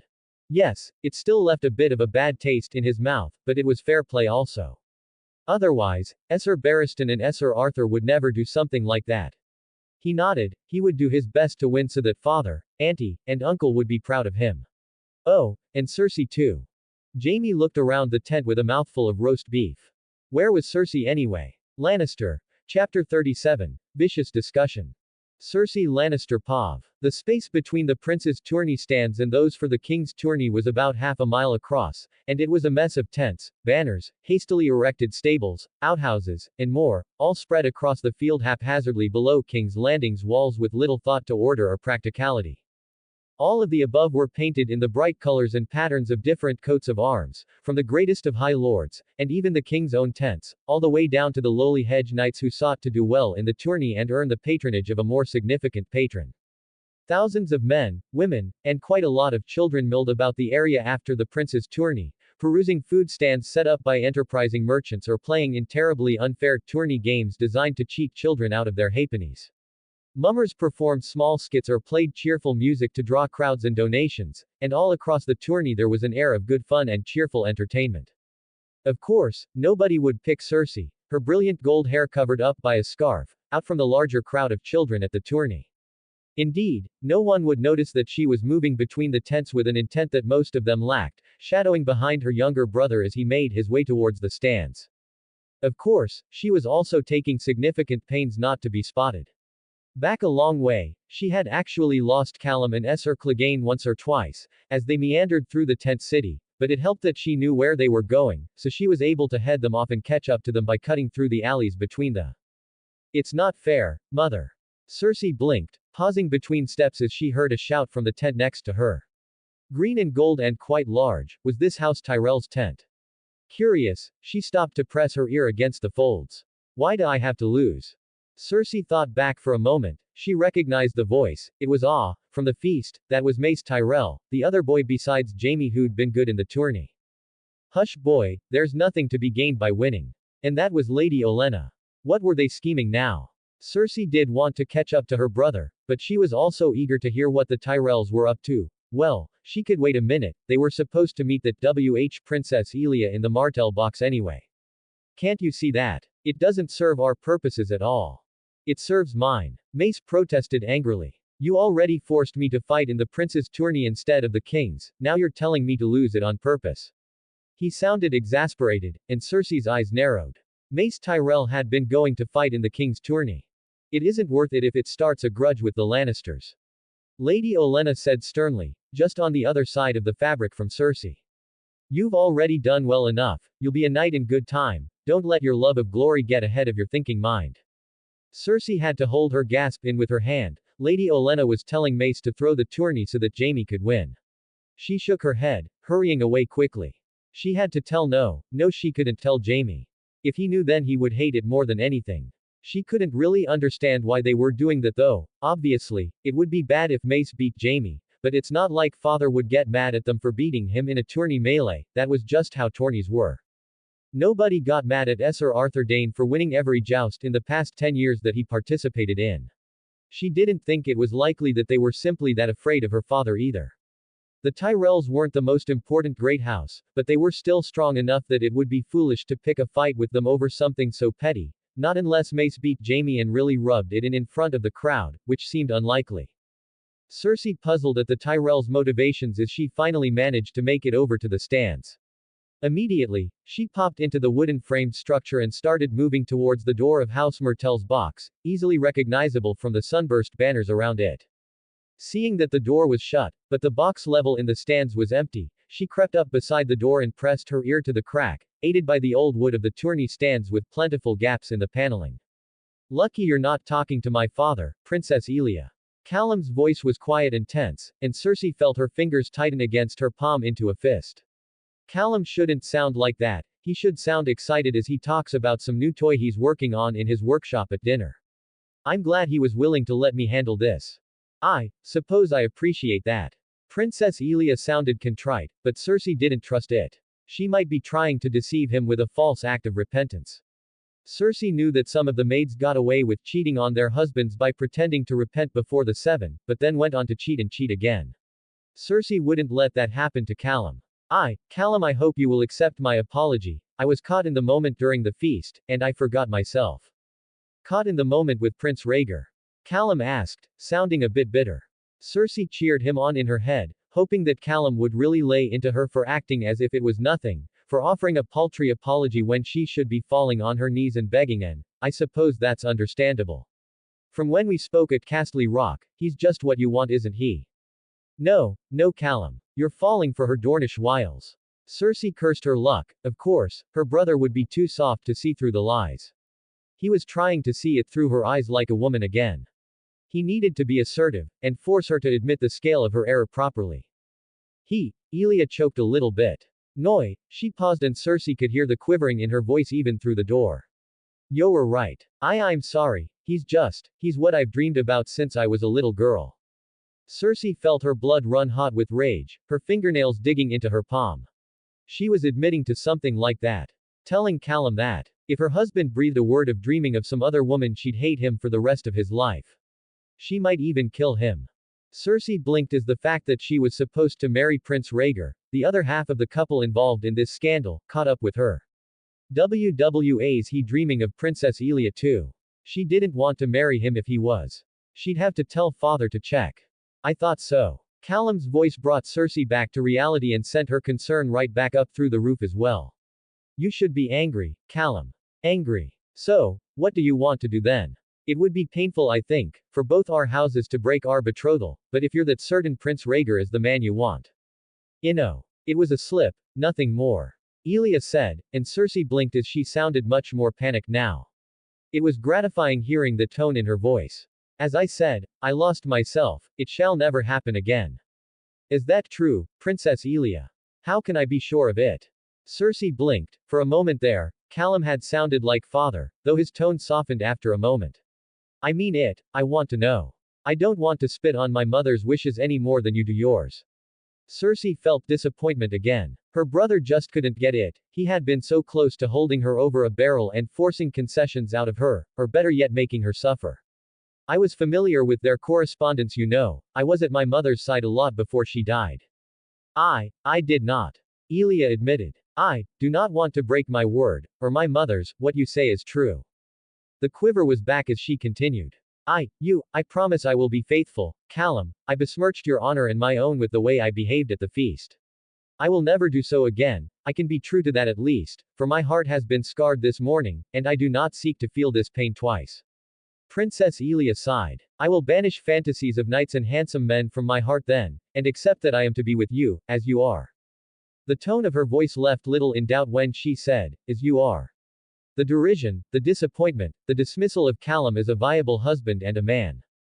That was too far. Cersei saw red, her heartbeat thundering in her ears as she kicked the door to the private box open in a blind fury. Inside, Elia, Callum, and Ser Clegane were barely turning to face her before she was spitting invective at the princess. You shut your mouth, you blind snake in the grass. She pointed straight at the rather shocked-looking Princess Elia. Lady Cersei, Ser Clegane was first to stand, but Cersei wasn't done, not even near done. You dare speak badly to Callum to his face. Just because he's too womanly to argue with you. You act like you're doing him a favor when you've wronged him and twisted your words to lie and deceive. Cersei didn't slow down an inch as Callum raised his hands to try to calm her. The second time you see him and you go chasing after the prince at dinner. Dreaming about him. Cersei was screaming now. I ought to rip your filthy Dornish tongue from your head for the lies you're feeding my brother. Tear it out and feed it to pigs. She only stopped because she ran out of breath, panting as she held a finger of accusation at Elia like a shining spearpoint of justice. The woman shocked speechless, no doubt by the truth of her words, as Ser Clegane shuffled forward, placing a hand on Cersei's shoulder. Lady Cersei, you shouldn't be here for. Ser Clegane. She turned her glare up at the man, and he actually paused for a second. You are here to protect Callum's person, but obviously he needs someone to protect his well-being also, lest he listen to all of this woman's pretty lies. Cersei stared up at the knight, and the knight stared down at her, his hand planted firmly on her shoulder.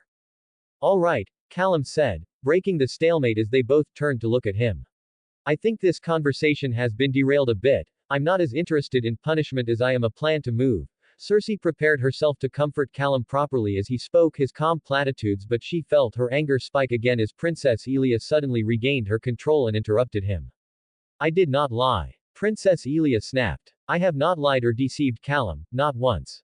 She stood up. I could have pretended that I liked him better, or that I did not like Rhaegar so much.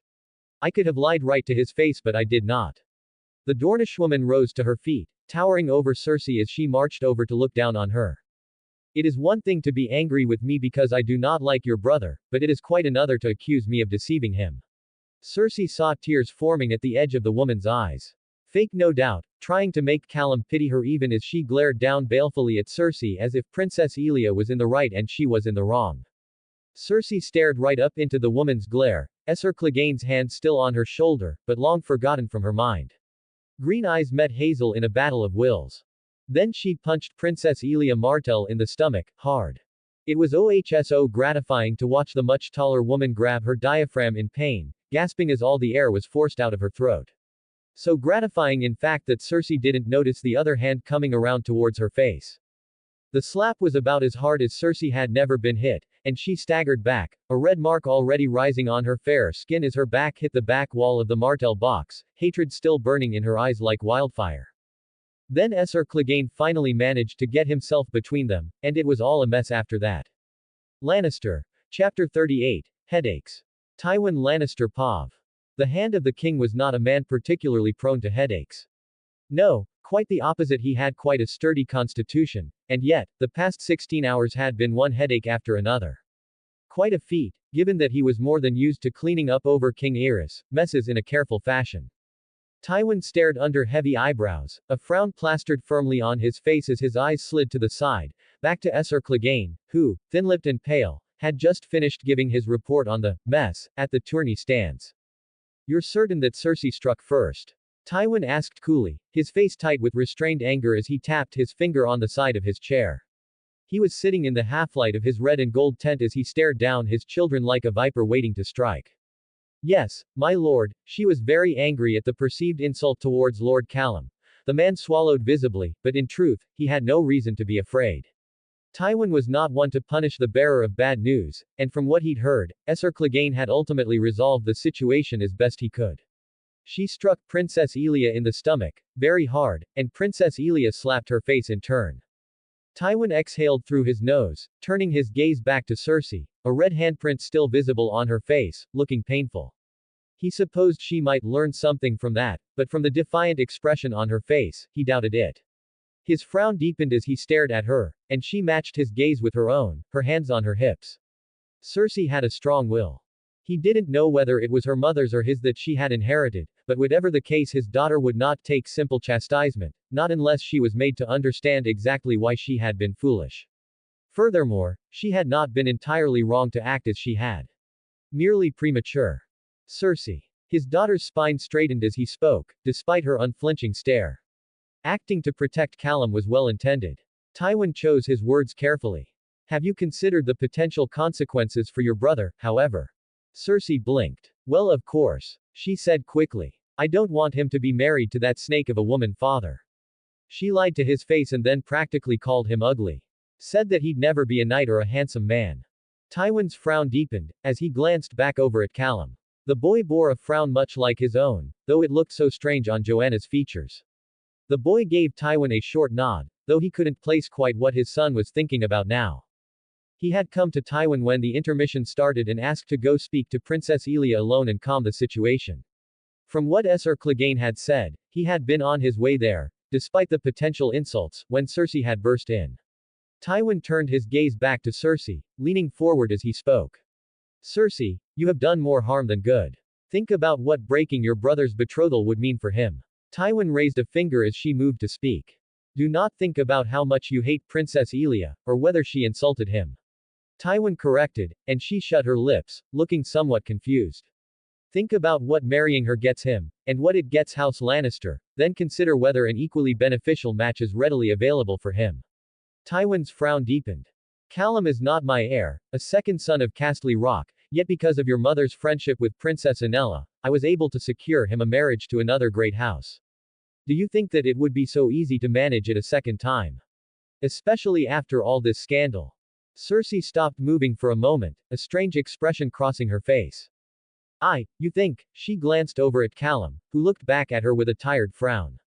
"But, no, father. Even if he were to marry someone of lesser standing, wouldn't it still be better than a wife who would manipulate him?" Cersei spoke with passion, and also as if she were clinging on to a rock in the ocean.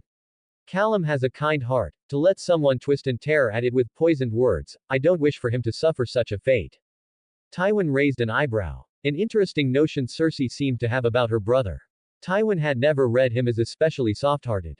More so than himself, granted, but Callum still had steel in his heart, his reform ideas were proof enough.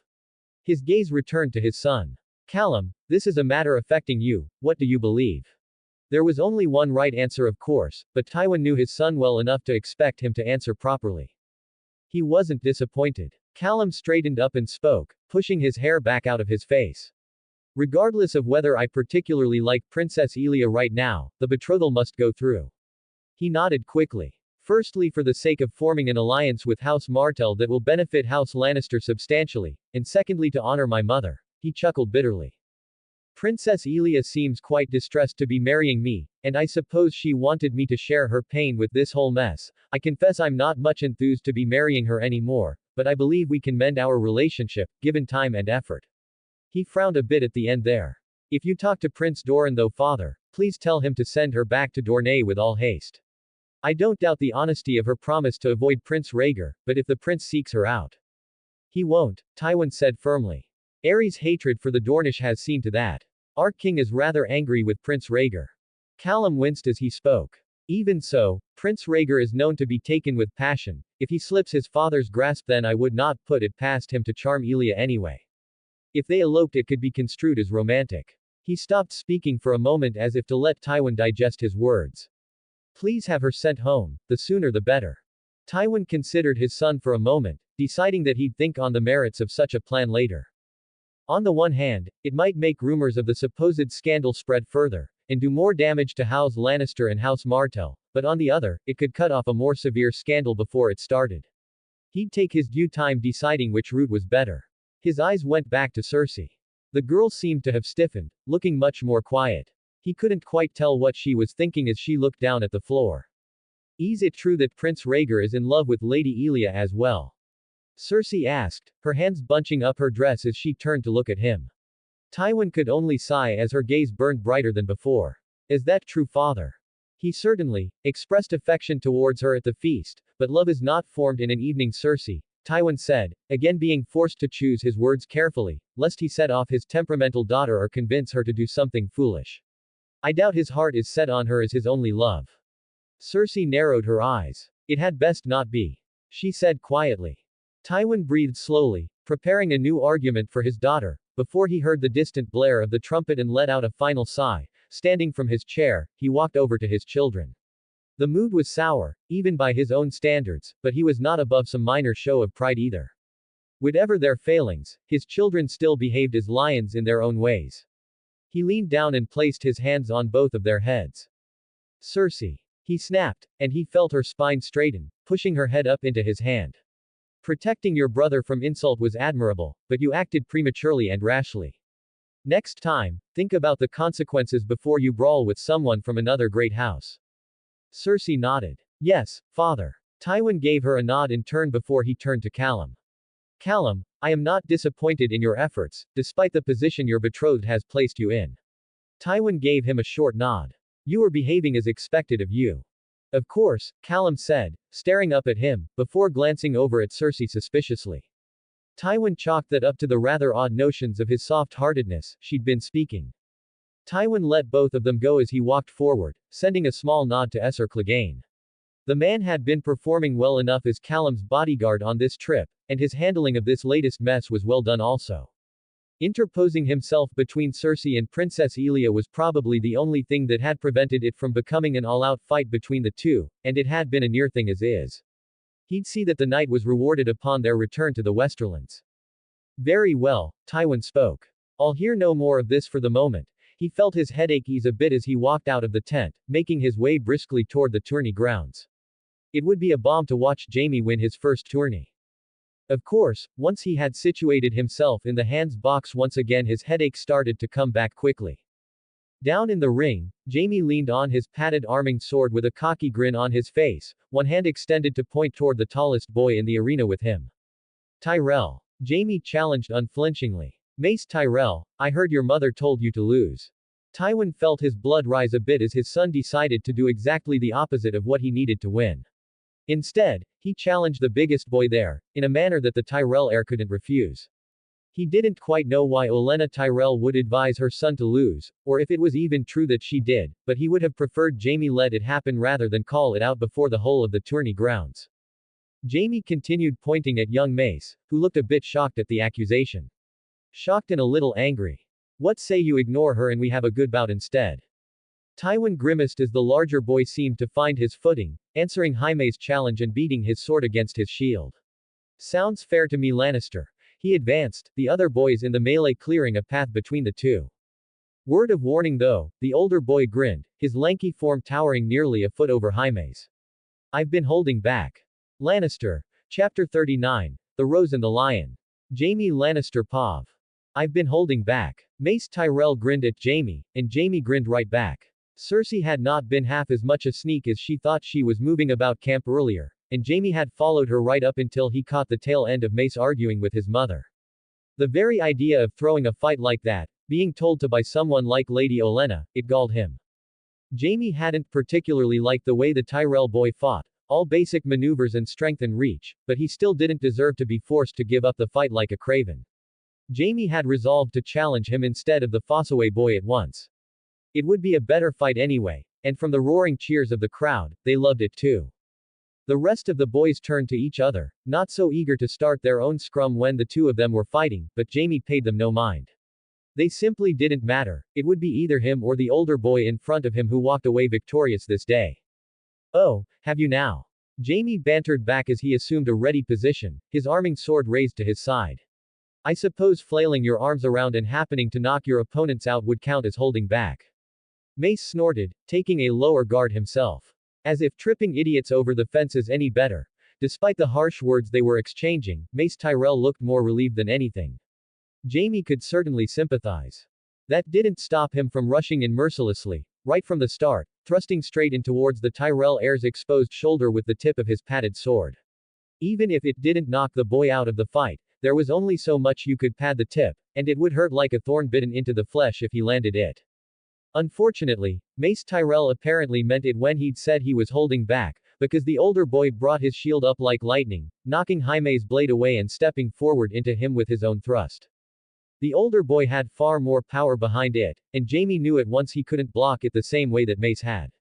Instead, he was forced to twist, bending his torso such that it only sailed past him rather than striking him dead on, but putting him off his footing, a situation he only remedied by kicking his opponent's shin with his foot, giving Jaime the momentum to scramble backward and regain his footing. Mace hissed at the kick to his shin but seemed to suffer no severe damage from it through his gambeson. Instead, he charged after Jaime immediately, and if Jaime had not been so quick on his feet it would have been over right there, because the Tyrell heir brought his arming sword around viciously from the side.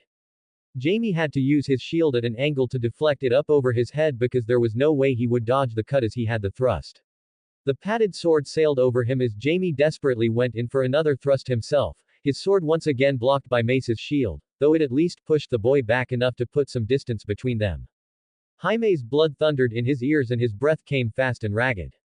No more than 12 seconds had passed in their exchange, but Jaime had been on the back foot for nearly all of them. Mace Tyrell wasn't as fast as him and didn't have his instinct, but he was very competent in those basic forms he was using, and as long as he was fast enough to meet all of Jaime's blows head-on, there was no way that Jaime would be able to overcome his strength and reach with speed alone. He needed to outthink Mace Tyrell, and for that he needed time. Hey, you're not bad at all. Jaime smiled, only because you're older though. Faye, Mace snorted, chuckling as he raised his sword to point straight at Jaime. You're quick on your feet, I'll give you that, but it's more than speed makes a warrior. Certainly, but far as I can tell you've got the rest of it, and you're not a warrior either. Mace grinned. I'll knock your teeth out for that. You're young enough they'll grow back right. He suddenly sprung forward, swinging right for Jaime's jaw, but Jaime was able to duck under it.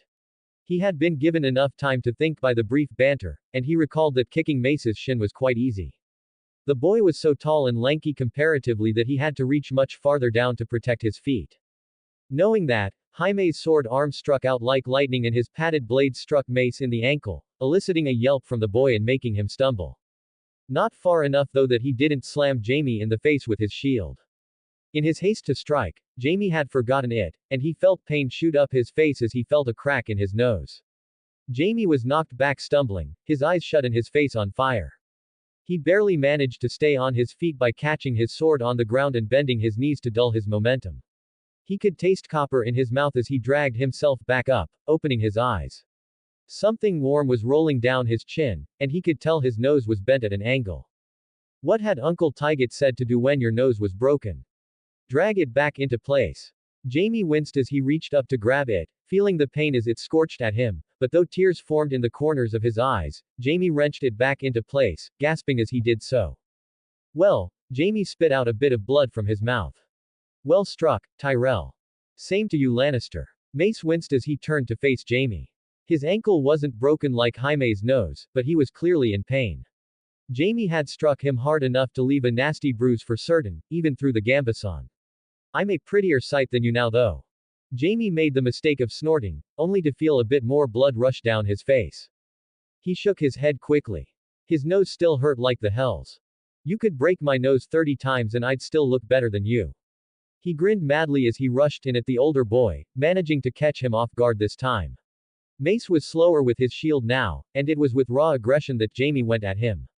His heart thundered and his breath came hot and violent as he battered at Mace's shield, only for Mace to reach around with his sword arm, grabbing around Jaime's shoulder with his better reach and dragging him in toward Mace's chest. Jaime knew he would lose then. A sword fight was one thing, but a grapple. Uncle Tygott had taught him well enough that being grappled by a bigger man was a certain defeat, and Mace Tyrell was quite a bit bigger than him. He wouldn't give up so easily though, and he immediately began to strike at the Reachlord, bashing with his pommel and slamming with his shield, kicking and thrashing and trying to break the hold, but Mace began in turn to punch him in his stomach with the tip of his heater shield, driving it into the gambeson like a spear point. Jaime held on and kept thrashing him the best he could. He beat at his shoulders and even managed to knock him in the lip with the side of his sword, but the air kept getting knocked out of him, and he knew he was losing. The whole way down he was fighting, but he knew from the start he was done.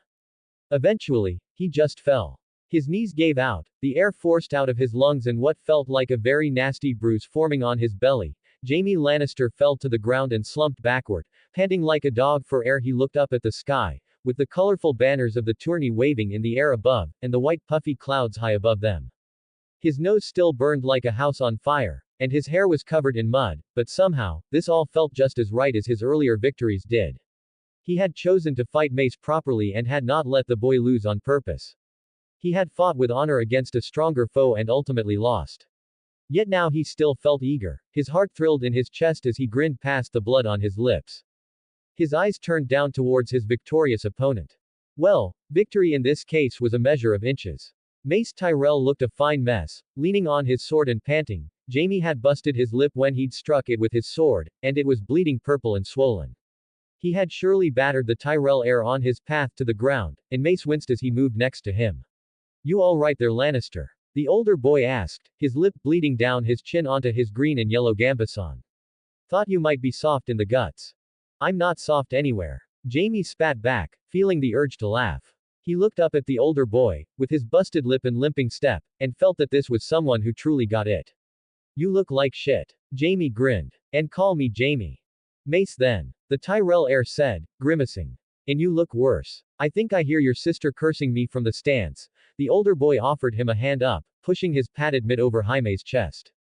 Jaime laughed past the blood in his throat and took the offered hand up, staggering to his feet. She does that, he said, limping along as Mace helped him to the arena fence. Jaime chanced to glance over at the scrum the rest of the boys had gotten into as he pulled himself painfully over the wooden frame out of the tourney field.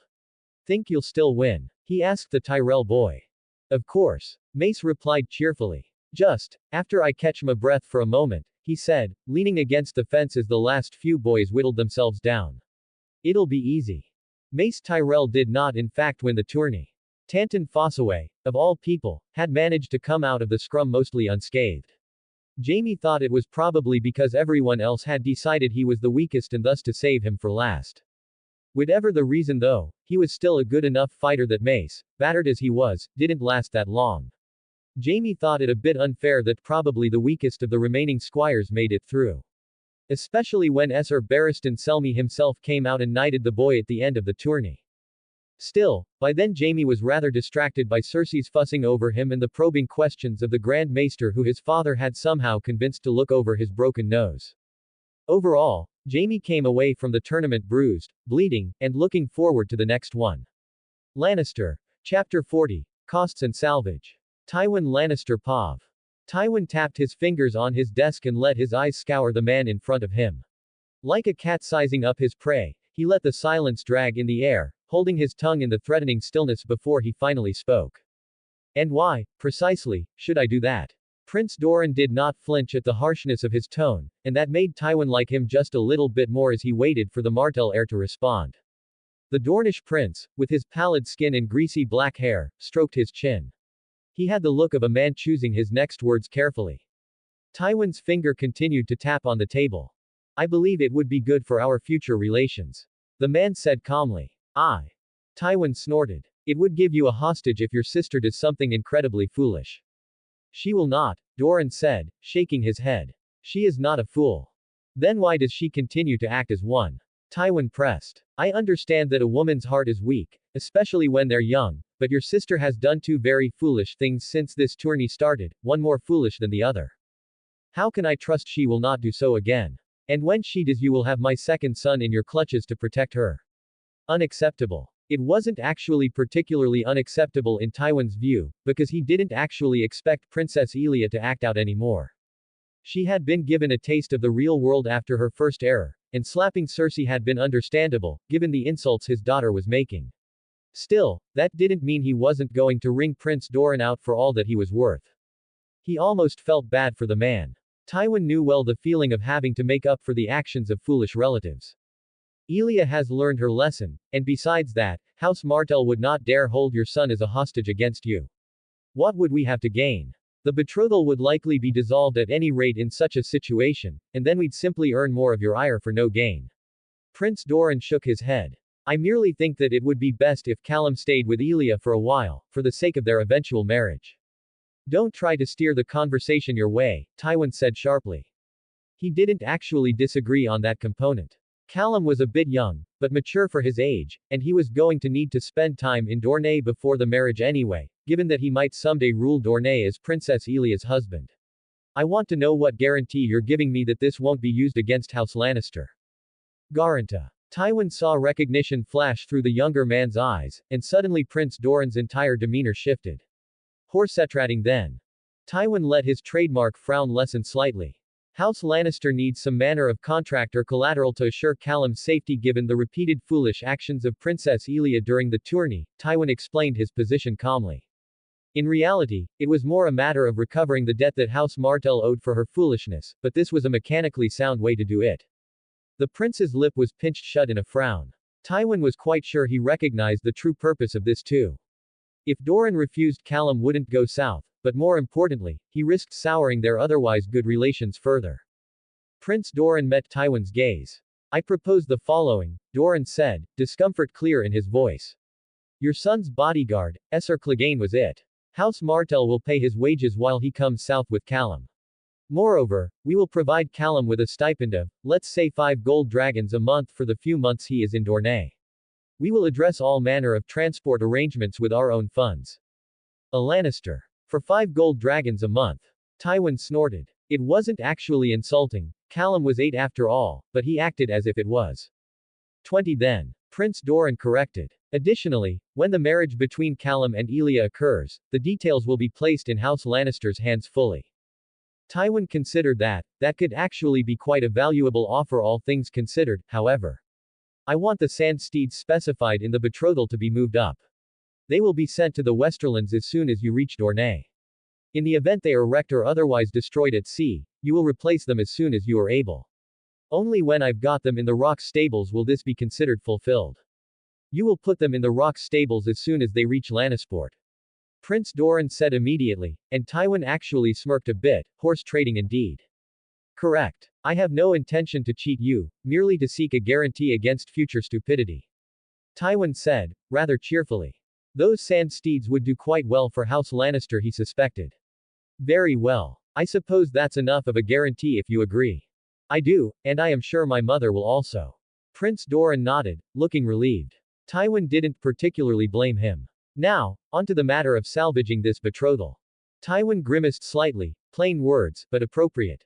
The lack of attraction between Callum and Princess Elia was obvious, not that it was especially surprising given that Callum was a child and Elia was 18. It would have been helpful if some sort of physical attraction was there, but that would have to wait. You believe that you have a solution to this? 3 solutions. I've put thought into this since Callum came to visit us at the manse we're renting. Prince Doran inclined his head. I rather like him, you know. He'll be good to have as a brother in a few years. Callum is a very intelligent boy. Tywin said, stern-faced but cheerful inside. He had instructed Callum to make a good impression on Prince Doran, and his son had clearly achieved that much.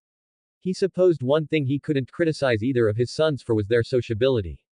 Jaime's disobedience in the prince's tourney rankled, but the potential alliance Tywin now saw with the reach outweighed any desire to punish the boy.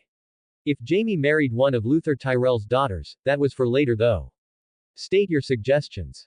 Ah. Prince Doran nodded. First, I believe that Callum has good enough compatibility with Elia to befriend her, and she him. While my sister's behavior at the feast certainly strained their relations, she was receptive enough to his humor during his earlier visit, and as I understand she bears no ill will towards him at all. He paused, clearly mulling over his next words. I believe that if they befriend each other, even if they lack physical attraction, it will soften both their betrothal and their eventual marriage. Simply keeping them together and in good spirits for long enough should make both of them more accepting of the other. And your sister is less likely to pursue any more foolish endeavors if it means betraying a friend, as well as hurting your house. Tywin nodded. As her brother, I imagine you'll be in a good position to press that friendship as well. That is my intention. Prince Doran nodded. It would be best if I can encourage Elia to speak to Callum of her own accord more. I am convinced that they will get along eventually. He paused for a moment, but Tywin didn't care to speak, implicitly demanding that the prince continue laying out his plans. Ahem, and for the second solution, I believe that my mother may be of some help. Tywin frowned but kept his tongue planted firmly on the base of his mouth. He would not mention that from what he'd heard the man's mother might not even be alive by the time he returned to Sunspear. I will be frank, Lord Lannister, my mother expects to die soon. The maesters think so as well. However, I do believe that she may still help secure this betrothal further. Doran's voice was tight as he spoke, but Tywin noted he did not flinch. It was impressive, and Tywin found his estimation of Prince Doran raised another bar. The man clearly loved Princess Enella, his mother, but that did not prevent him from factoring her into his plans. I believe that if she reminds Elia of her duties, and on her deathbed as well, that Elia will likely feel those words most heavily. Likewise, I believe that if she tells Callum stories of that friendship she had with Lady Joanna, that may make him more inclined towards Elia. Doran sighed. I do not know the latter for certain, but I am most sure of the impact it will have on Elia. To be continued.